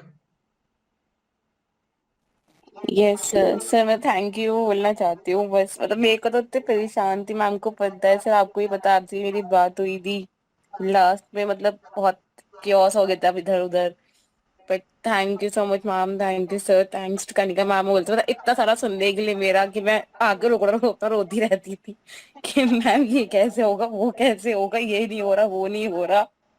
मैम कहती थी करो बस थोड़ा, मतलब मैम के पास एक बात थी, मतलब सर आपने भी यही कहा था कि करो, मतलब रुको मत, थोड़ा थोड़ा करो, बट होगा, कुछ तो होगा, करते रहो। तो वही कॉन्स्टेंटली मुझे उम्मीद नहीं थी कि मतलब क्लियर हो जाएगा, मतलब मतलब मैं इतना नहीं पढ़ी थी जितना मैं पढ़ सकती थी, मतलब हाँ, बट दोनों में क्लियर हो गए, दोनों में 100 अब आ गए, तो मतलब मैं ठीक है, हाँ हो गया। दोबारा देने का मन है कि हाँ अच्छे मार्क्स में स्कोर कर सकती थी, और दोनों मतलब एक में 109 है और एक में 103 है, तो मतलब ये है कि सर मेरे को ये सेटिस्फेक्शन है कि क्लियर हो गया। And sir thank you so much, thank you so much ma'am, मतलब स्पेशली थैंक यू इतना मोटिवेशन देने के लिए ना, कि मतलब मोटिवेशन से क्लियर हो गया। तो मैं फर्स्ट टाइम ऐसा हुआ था, मतलब मैं ऐसी मैम एग्जाम्स पहले पढ़ती हुई जाती थी, बट फर्स्ट टाइम ऐसा हुआ मैं रात को ही नोटबुक बंद कर दी थी, मैं कुछ नहीं पढ़ूंगी, अब जो है देखा जाएगा वाली बात अभी जो हुई थी, जो है देखा जाएगा। मैम ऐसे ही गई थी मैं, और मतलब फाइनली हो गया मुझे वहां, मतलब मैं आंसर की चेक की थी तो मुझे लग रहा था कि हो जाएगा, बट मैंने मार्क्स शेयर नहीं किए थे जब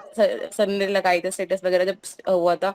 मैंने कहा था रिजल्ट का फाइनल वेट करती हूँ कि कुछ चेंज ना हो जाए इधर उधर, बट मैम हो गया। सर चलिए थैंक ठीक यू है सो मच, तो मैं दिल से मतलब बहुत ज्यादा वाला थैंक यू। महक, बहुत सारी शुभकामनाएं एंड बहुत अच्छी बात है। एंड देखिए, जैसे आपने कहा कि सर थोड़ा हम और अच्छा कर सकते थे स्कोर को लेकर, देखो ये ऐसा फीलिंग हमेशा आता है, लेकिन आप इसमें से बहुत सारे और लोग हैं, थोड़ा और पढ़ लिए होते तो कुछ और स्कोर इंप्रूव हो गया होता।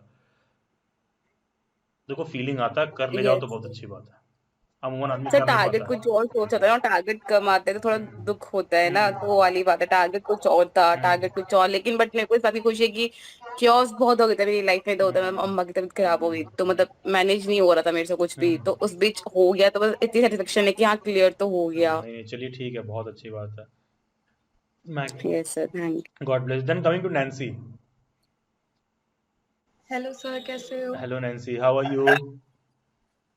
सर मैं ठीक हूँ। सर मैं मतलब बताऊंगी, मतलब मैं बोल रही थी, मैंने कहा सब बोल लेंगे उसके बाद में बोलूंगी, क्योंकि ऐसा नहीं था मैं डिमोटिवेट हूँ, मेरा नहीं हुआ है, बट मेरा ये है कि कोई बात नहीं, अभी मैं और प्रिपरेशन कर लूंगी, इसलिए मैं थोड़ा शांत थी, मैं कुछ बोल नहीं रही थी। बट ये नहीं है कि मैं डिमोटिवेटेड हो रखी हूँ, इट्स फाइन एप्रिशिएशन मेरा। टू योर गट्स कि आपने इस बात को शेयर किया, ठीक है। यस सर, मतलब ऐसा लग रहा था कि मतलब मैं कहीं लैग कर रही हूँ, बट हाँ कोई बात नहीं, मेरे पास अभी भी सब कुछ, सबकी गाइडेंस है, सब कुछ है, तो मैं और ट्राई और अच्छे से कर लूंगी, और मैं होप करूँ कि नेक्स्ट टाइम और अच्छे से स्कोर कर लूँ। देखिए, शायद मैं नैन्सी की जगह होता तो मैं सुनता रहता और शांति से चला जाता, शायद। शायद बहुत अच्छी बात है, very good, great Nancy, and बहुत बड़ी बात है, बहुत करेज चाहिए आगे कहने के लिए, यस सर, इसलिए मैं शांति में पहले सुन बहुत लूंगी, करेज उसके चाहिए, बाद में। लिटरली बता रहा हूँ, बहुत करेज चाहिए कि यहाँ एक ऑल द वे एक डिफरेंट बात हो रही है, और उसमें आके उसने वो चीज कहा कि sir I haven't made through, though इन्होंने एडमिशन इसी साल लिया है, and she was already going to lot of other challenges, ये बात मुझे ऑलरेडी पता है। एंड मैंने नैन्सी का नाम इसीलिए कॉल आउट नहीं किया था क्योंकि मैं इनको शायद मीट के बाद बोलता रोकने के लिए, ठीक है, क्योंकि Nancy was already going through other challenges, last moment तक एडमिशन भी क्लियर नहीं था, and in mean time she had already joined the seated batch, तो बहुत सारे इश्यूज थे, बहुत सारे इश्यूज थे, लेकिन होता क्या, जब रिजल्ट आ जाता है तो हम उन इश्यूज पे बात नहीं करते हैं, ठीक है, हुआ नहीं हुआ उस पर बात करते हैं, और in that case the candidate comes and shares this thing, really very appreciating, very appreciable, मतलब बहुत guts and courage चाहिए। जैसे मैंने मीटिंग की शुरुआत में बोला कि लास्ट मैंने जब बीएड के बैच में पढ़ा रहा था कल, तो मैंने यही बात बोली थी कि बिना इज्जत के लोग इज्जत बनाने लगते हैं, तो नैन्सी बहुत अच्छी बात है कि आपने ये बात शेयर किया, at least you have brought this thing in my notice as well, क्योंकि जब भी अगला सीटेड का बैच और सारा कुछ रहेगा तो उसमें एक अलग से जो है माइंड में रहेगा, ठीक है। यस सर, ये सर आप बोलते हो ना कि मतलब बहुत सारी चीज सीखी है मैम से, आप सबसे, जैसे आप बोलते हो ना कि आपको कोई पूछने वाला नहीं है, या आप ही होगी, अगर शेयर करोगे तो आपको ही पता चलेगा, तो इसके लिए मैं वेट कर रही थी, मतलब मुझे पता था, मैं मीटिंग का वेट कर रही थी कि मैं सर से इंटरेक्ट करके ही उन्हें बताऊंगी, इसलिए मैंने मैसेज भी नहीं किया था, इसलिए मैं बस यही सीखा है कि इधर से कि मतलब किसी चीज में अपने आप को बैक स्टेप नहीं करना, जो हो उसको एक्सेप्ट कर लो और उसको इम्प्रूव कर लो, बट उस पर रोने धोने का कोई फायदा नहीं है।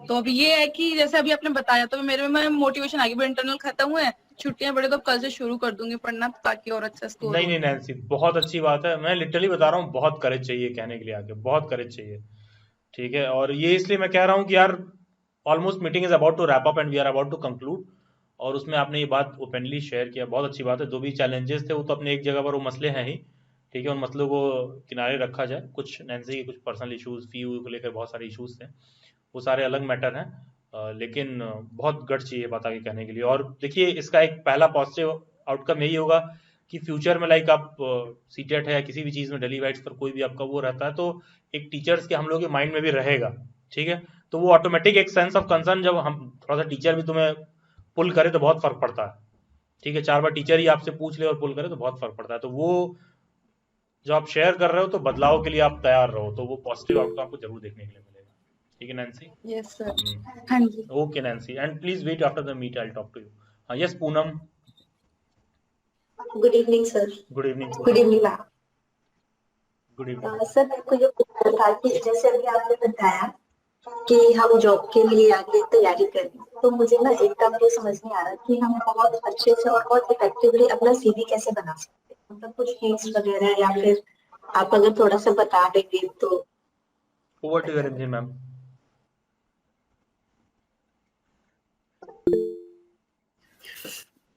देखो सीवी बनाने के लिए आपको सबसे पहले rough copy paper, pen paper उठाओ और उसमें वो पॉइंटर्स लिखो जो अभी तक आपने अचीव कर रखे हैं, कहाँ से आपकी पढ़ाई हुई है और कहाँ से पढ़ाई हुई है में हमेशा ही ये चीज ध्यान रखिएगा, रिसेंट से ओल्ड की तरफ जाया जाता है।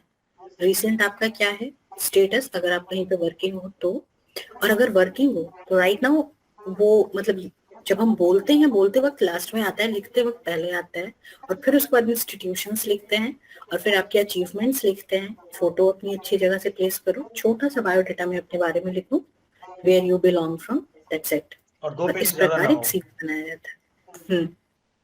और 2 पेज से ज्यादा ना हो। सीवी कोई लंबा चौड़ा पढ़ना पसंद नहीं करता है। और क्रिस्प पॉइंटर्स लिखो, उसको हाईलाइट करो, बस उसमें इज, एम, आर जो एक्सिलरी वर्ब्स हम पढ़ते हैं ना, उन सबको ओमिट करो। और पूनम कोई ऐसी चीजें जो नहीं आती है, लाइक तुमको लग रहा है कि मेरे पास कुछ है नहीं ऐड करने के लिए, तो स्टार्ट डूइंग, ताकि ऐड करने के लिए हो। सर्टिफिकेट कोर्सेज सही करो, स्टार्ट करो कुछ ना कुछ।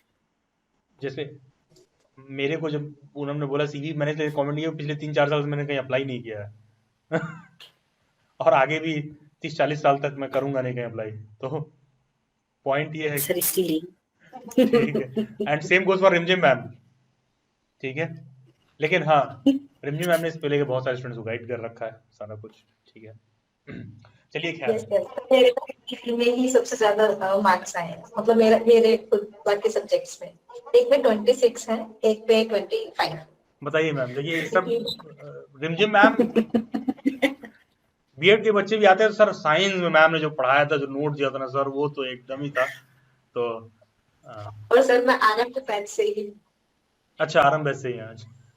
नहीं वो मैंने 2-4 एक्सेप्शंस हैं उसमें, जैसे श्रुति है, पूनम है, वरुण है, इशिका है, ठीक है, एक्सेप्शंस है कुछ कुछ।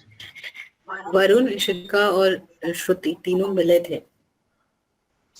मैम मैं मतलब बहुत ज्यादा जब क्लास चल रही थी तब अटेंड नहीं कर पाई थी, मतलब जब मैंने ज्वाइन की थी, क्लासेस स्टार्ट हो गई थी तो मैंने ज्वाइन नहीं की थी क्योंकि कुछ फैमिली प्रॉब्लम थी। सर ने मुझे कॉल भी किया था पर्सनली कि मैं क्यों क्लास नहीं अटेंड कर रही हूँ, कि सबमिट हो गई है, तो मैंने बताया था कि कुछ प्रॉब्लम है, बट मैंने रिपीटेड देखी थी सारी क्लास जो भी आपने डाली थी टेलीग्राम पे, तो बस मतलब सीडीपी मुझे लगा कि बहुत इजी आया था और मैं बहुत अच्छे से अटेंड। बताइए, इन्होंने बीच में देखो एक बात बोली कि सर आपने कॉल किया था ये पूछने के लिए आप क्लासेस क्यों नहीं आ रहे हो। कहीं पैसा दे दियो तुमको कॉल करके पूछ लेना वो आदमी पढ़ाई क्यों नहीं कर रहे हो। सर बल्कि मतलब मुझे मोटिवेट हुई उस चीज को लेके कि आपको इतनी टेंशन है तो एटलीस्ट मुझे तो पढ़ना ही चाहिए। ठीक है, तो ये चीज है। चलिए ठीक है पूनम, बहुत बहुत धन्यवाद एंड आप सभी लोगों को thank you everyone for giving your time. किसी को ऐसा लग रहा है कुछ शेयर करने के लिए रह गया तो आप रुक सकते हैं, I will wait for you and rest all of you. बहुत सारी शुभकामनाएं, करते रहिए। आप लोगों का जो टेलीग्राम ग्रुप है उसमें हमारी कोशिश रहेगी, गवर्नमेंट जॉब के लिए तो पूरी दुनिया बैठी है हो हल्ला करने के लिए, प्राइवेट जॉब को लेकर जो भी सारे इश्यूज हैं उसमें डालते रहेंगे हम लोग। कोशिश रहेगी हमारी कि हम लोग आपको बेस्ट पॉसिबल वे में गाइड करें और थोड़ा सा एक सेंस ऑफ जो कनेक्टिविटी रहती है जो हम लोगों का पढ़ाने करने का मॉड्यूल है उसको लेकर हम बहुत जल्द बहुत अच्छे से करें और डिलीवर करें आप लोगों को। और थोड़ा सा एक सेंस ऑफ कंसर्न मेरे अंदर रहता है कि आप फी देकर आए हो तो आपका भी सिलेक्शन हो, ठीक है, बहुत इंपॉर्टेंट है क्योंकि ये रिस्पॉन्सिबिलिटी आदमी ओन अप नहीं करना चाहता है।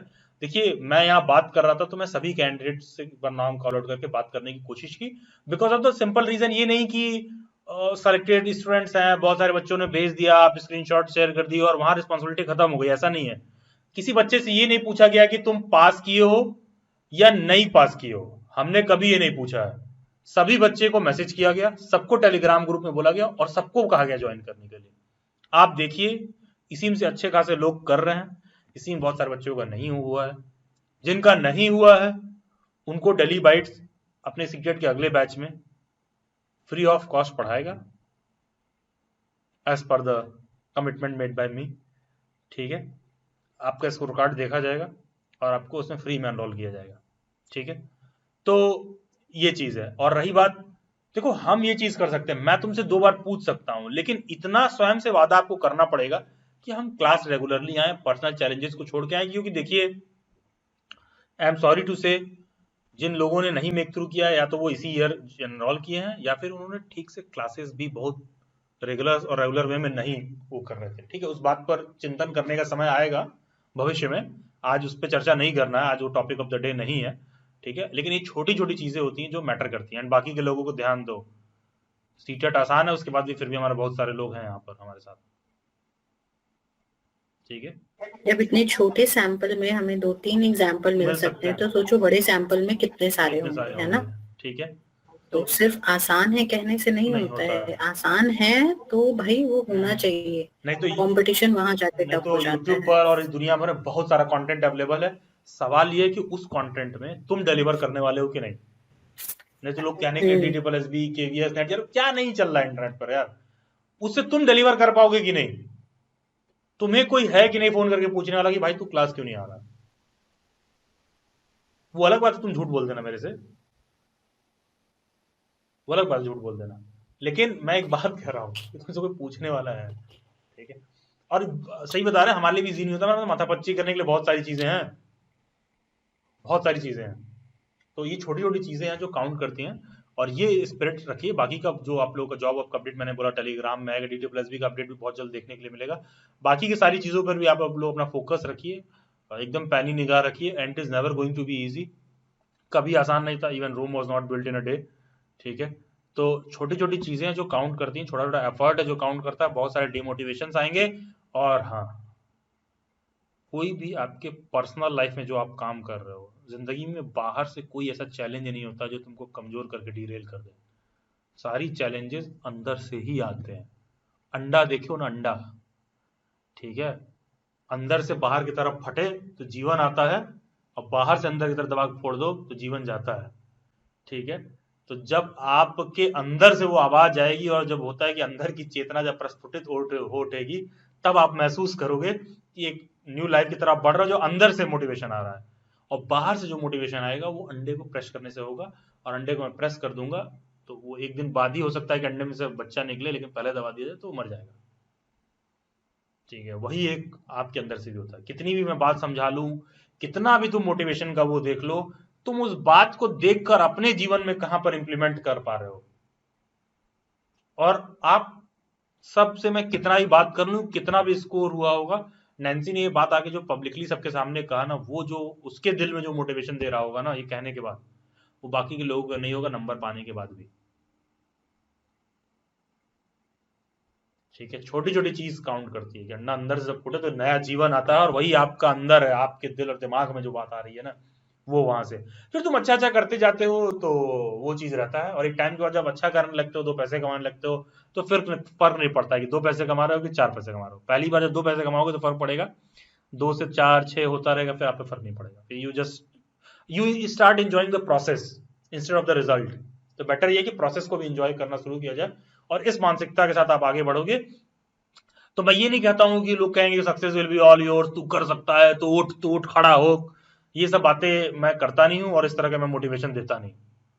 ठीक है, और बहुत प्रैक्टिकल से मैं बात करता हूं, बहुत प्रैक्टिकल से मोटिवेशन देता हूं, क्योंकि मेरे को पता है बच्चे नहीं रह गए आप, बेवकूफ बनना ना बनना अपने हाथ में होता है। कल मैंने BHU का सिलेबस अपलोड किया, उसमें एक बच्चे का कहना है कि यार तुम एग्जाम के डेट के बारे में क्यों नहीं बताते हो, क्योंकि आप सी खुद ही बनना चाहते हो। क्योंकि यूट्यूब पर जाओगे तो तुम्हें गूगल सीयूईटी पे ड्यू का, सीयूईटी का, सबका एग्जाम डेट आ गया होगा यूट्यूब पर, बस यूट्यूब तक ही है वो। अब हम लोगों को कवर नहीं करते ना, तो लोगों को लगता है कि तुम ये क्यों। अबे मैं बीएचयू का सिलेबस बता रहा हूँ भाई, पढ़ ले। ये सोशल साइंस में हिस्ट्री पूछ रहा है, ज्योग्राफी पूछ रहा है, भाई तेरा नहीं हो रहा है, तेरे को पता है, ये कमेंट शो करता है कि तेरा लॉजिक कितना पीछे चला, तेरा सिलेक्शन नहीं हो रहा है, पेपर आज हो चाहे 1 महीने बाद हो। ये सवाल स्वयं से पूछना है, वो चेतना अंदर से जागृत होगी।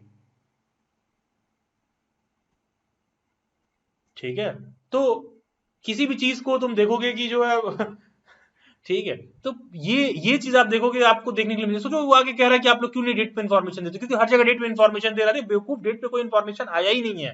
कौन से पेपर का स्ट्रक्चर क्या होगा कोई आया ही नहीं है। दिल्ली यूनिवर्सिटी ने बस कहा सीयूईटी से कराएंगे, पता नहीं क्या पेपर कोड होगा। अब लेकिन तुम गलत, लाइफ में बड़ी जरूरी होती है कि एक पर्टिकुलर पॉइंट ऑफ टाइम पर सही सवाल पर पहुंचो, ना कि सही जवाब पर। इस समय मेरा सही सवाल क्या है, आपका सही सवाल क्या है कि यहाँ पर मुझे क्या करना है। वो सब सही सवाल पे नहीं पहुंच रहे हैं। सही सवाल क्या है, एनटीए जब डेट देगा तो हम पढ़ना शुरू करेंगे। तो तुम निकाल लोगे क्या, दिल्ली यूनिवर्सिटी वाले जिस दिन डेट देंगे निकाल लोगे। अगर सीयूईटी में घुसा दिया ना, तो पहले 20,000 देते थे, अब 50,000 देंगे। जिनको नई भी एडमिशन लेना है वो भी उसको कहेगा हमको वहीं जाना है, तो कंपटीशन और बढ़ जाएगा। तो इसका मतलब कि वो और नहीं हो रहा है। तो लोग बेवकूफ खुद ही बनना चाह रहे हैं। वो चाह रहा है कि कोई आके कहे कि ये डेट है, ये है, वो है, फालतू चीजों पर बात करो बैठ के। मैं बता रहा हूँ ये एलिजिबिलिटी है, ये सिलेबस, अभी ये जानो। जब फॉर्म आएगा तो फॉर्म के बारे में बताया जाएगा, जब एग्जाम का डेट आएगा तो एग्जाम की डेट के बारे में बताया जाएगा, जब कट ऑफ आएगा तो कट ऑफ की डेट के बारे में बताया जाएगा। जब कुछ नहीं आएगा तो हम भी शांति से बैठे रहेंगे, ये कुछ नहीं आया। एक्चुअली सर बात ऐसी है ना कि अगर कोविड ने ऑनलाइन प्लेटफॉर्म को रिवॉल्यूशनाइज किया है, तो इस चीज को भी, फालतू का कंटेंट कंज्यूमिंग इतना ज्यादा बढ़ गया है लोगों के पास कि they are not able to filter it out कि who is genuine and who is not. और इस चक्कर में फालतू के सवाल घूम रहे हैं। भाई तुम डेट से क्या करोगे, तुम्हारा साइंस कंप्लीट नहीं, तुम्हारा सोशल साइंस कंप्लीट नहीं। डेट 1 महीने बाद की हो या आज की हो, क्लियर तो तब भी नहीं होना, क्योंकि तुम्हारा तो सवाल ही वही है, भैया डेट कहाँ है। I beg to differ over here with you. मेरा ये मानना है कि जो ऐसे लोग होते हैं, अपना बुद्धि एकदम बंद किए रहते हैं। उनको ये है कि हमको खोलना ही नहीं है, कोई कहे तो भी नहीं खोलेंगे। ठीक है, और सर लेकिन लोग गलत नहीं होते, आपको पता है। ठीक है, वैसे लोग जनता में नहीं अजंता में आते हैं। ठीक है, नहीं लिटरली बता रहा हूँ, आप अपने आप को इन चीजों से बेवकूफ नहीं बनाना है। कोई तुमसे कह, आपको कुछ दिन पहले हमसे कोई कह रहा है हम रिवॉल्यूशन ला देंगे एजुकेशन सेक्टर में, ये वो 1000 रुपए में केवीएस की तैयारी करा रहा है। दिसंबर में बैच बना रहा है, जनवरी में 1000 रुपए में क्या दे दिया 1000 रुपए में सब दे दिया। तो जनवरी में तुम पढ़ के क्वालिफाई कर लोगे क्या फरवरी में? अरे ऐसे नहीं हो रहा है भाई, it is not that simple. तो जितना अब होता क्या कि अगल बगल लोग भी वैसे ही बैठे हुए हैं। घर वाले क्या कर रहे हो, हाँ केवीएस का फॉर्म आया, बैच ज्वाइन किए, ये बता रहे हो फीडबैक के नाम पर। तो इन सारी चीजों से बचना होता है आपको, अपने आप को बेवकूफ नहीं बनना है। सोचो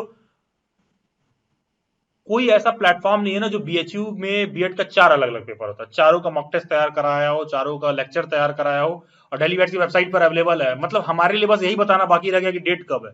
वो सबसे आसान काम है, ये एक फोटो बनाया, डेट कब है और डाल दिया। सबसे कठिन काम हमने कर रखा है पहले ही से, क्योंकि हमको उससे मतलब नहीं है कि 500 लोग आ रहे हैं कि नहीं। वो जो 50 बच्चे आ रहे हैं ना, उसमें से कम 20%, 30%, 50% का सिलेक्शन ठीक ठाक हो, रिजल्ट सही से प्रोड्यूस करे।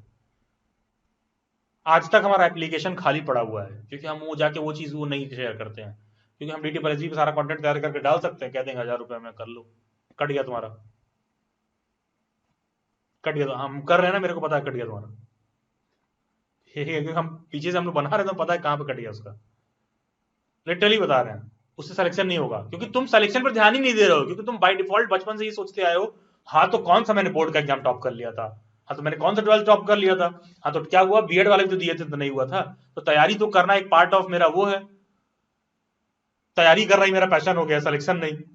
ठीक है, तो फिर जाके केवीएस भी दे दिए, DT+SB भी दी, तो वहां भी फेल हो गया, तो क्या हो गया। तो तुम्हें ये नहीं समझ में आ रहा है कि तुम बहुत एवरेज हो, बिलो एवरेज हो, तो भी तुम पास कर सकते हो, तो भी तुम सेलेक्ट हो सकते हो। दिल्ली बैट्स पे अच्छे खासे स्टूडेंट्स हैं, उन्होंने किया है सारा कुछ।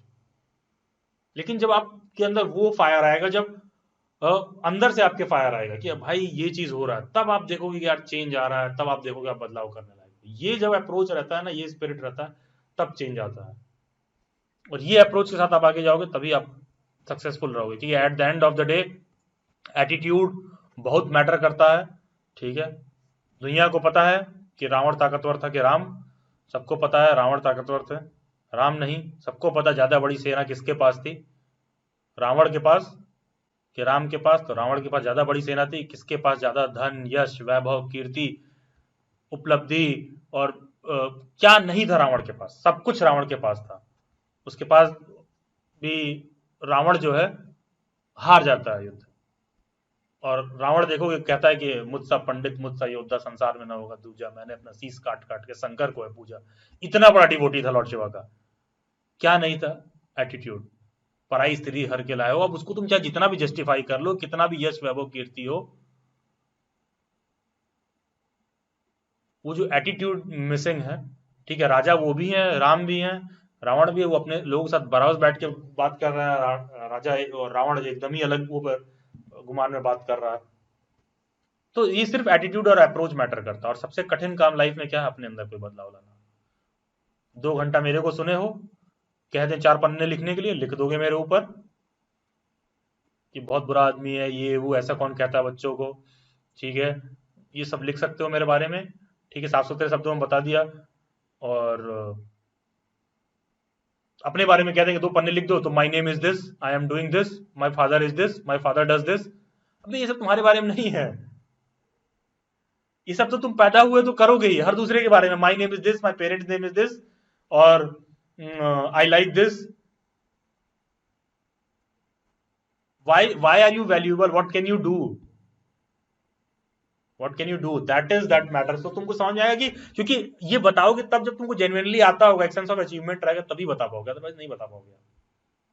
ठीक है, चलिए ठीक है, आज की चर्चा के लिए यही, क्योंकि मेजॉरिटी ऑफ द सीटेट के स्टूडेंट हैं वो यूज टू नहीं है सर को 12 बजे तक बैठ के सुनने के। वो बीएड वाले होते हैं, उनमें उनको मैं तैयार कर रहा हूँ, हिसाब से 3 घंटे बैठ के रगड़ना तैयार रहे मानसिक रूप से। बाकी के सभी लोगों को बहुत सारी शुभकामनाएं, शुभ रात्रि, God bless you all and congratulations. I think daily bites पर मैं देख पा रहा हूँ कि we have almost made 90 to 95% of the result for CTET batches. तो अपनी पीठ भी हम लोग थपथपा सकते हैं कि बहुत अच्छी बात है, जितना किया अच्छा किया, जो रिजल्ट प्रोड्यूस किया अच्छा किया। ठीक है, आप सबको बहुत सारी शुभकामनाएं, करते रहिए। मैं बस ये बताना चाह रहा था कि सीटेट के बाद क्या रोड अहेड रखना है। जो भी बातें मैंने बताई हैं वो इमीडिएट रिजल्ट प्रोड्यूसिंग वाली नहीं है, लॉन्ग टर्म में है।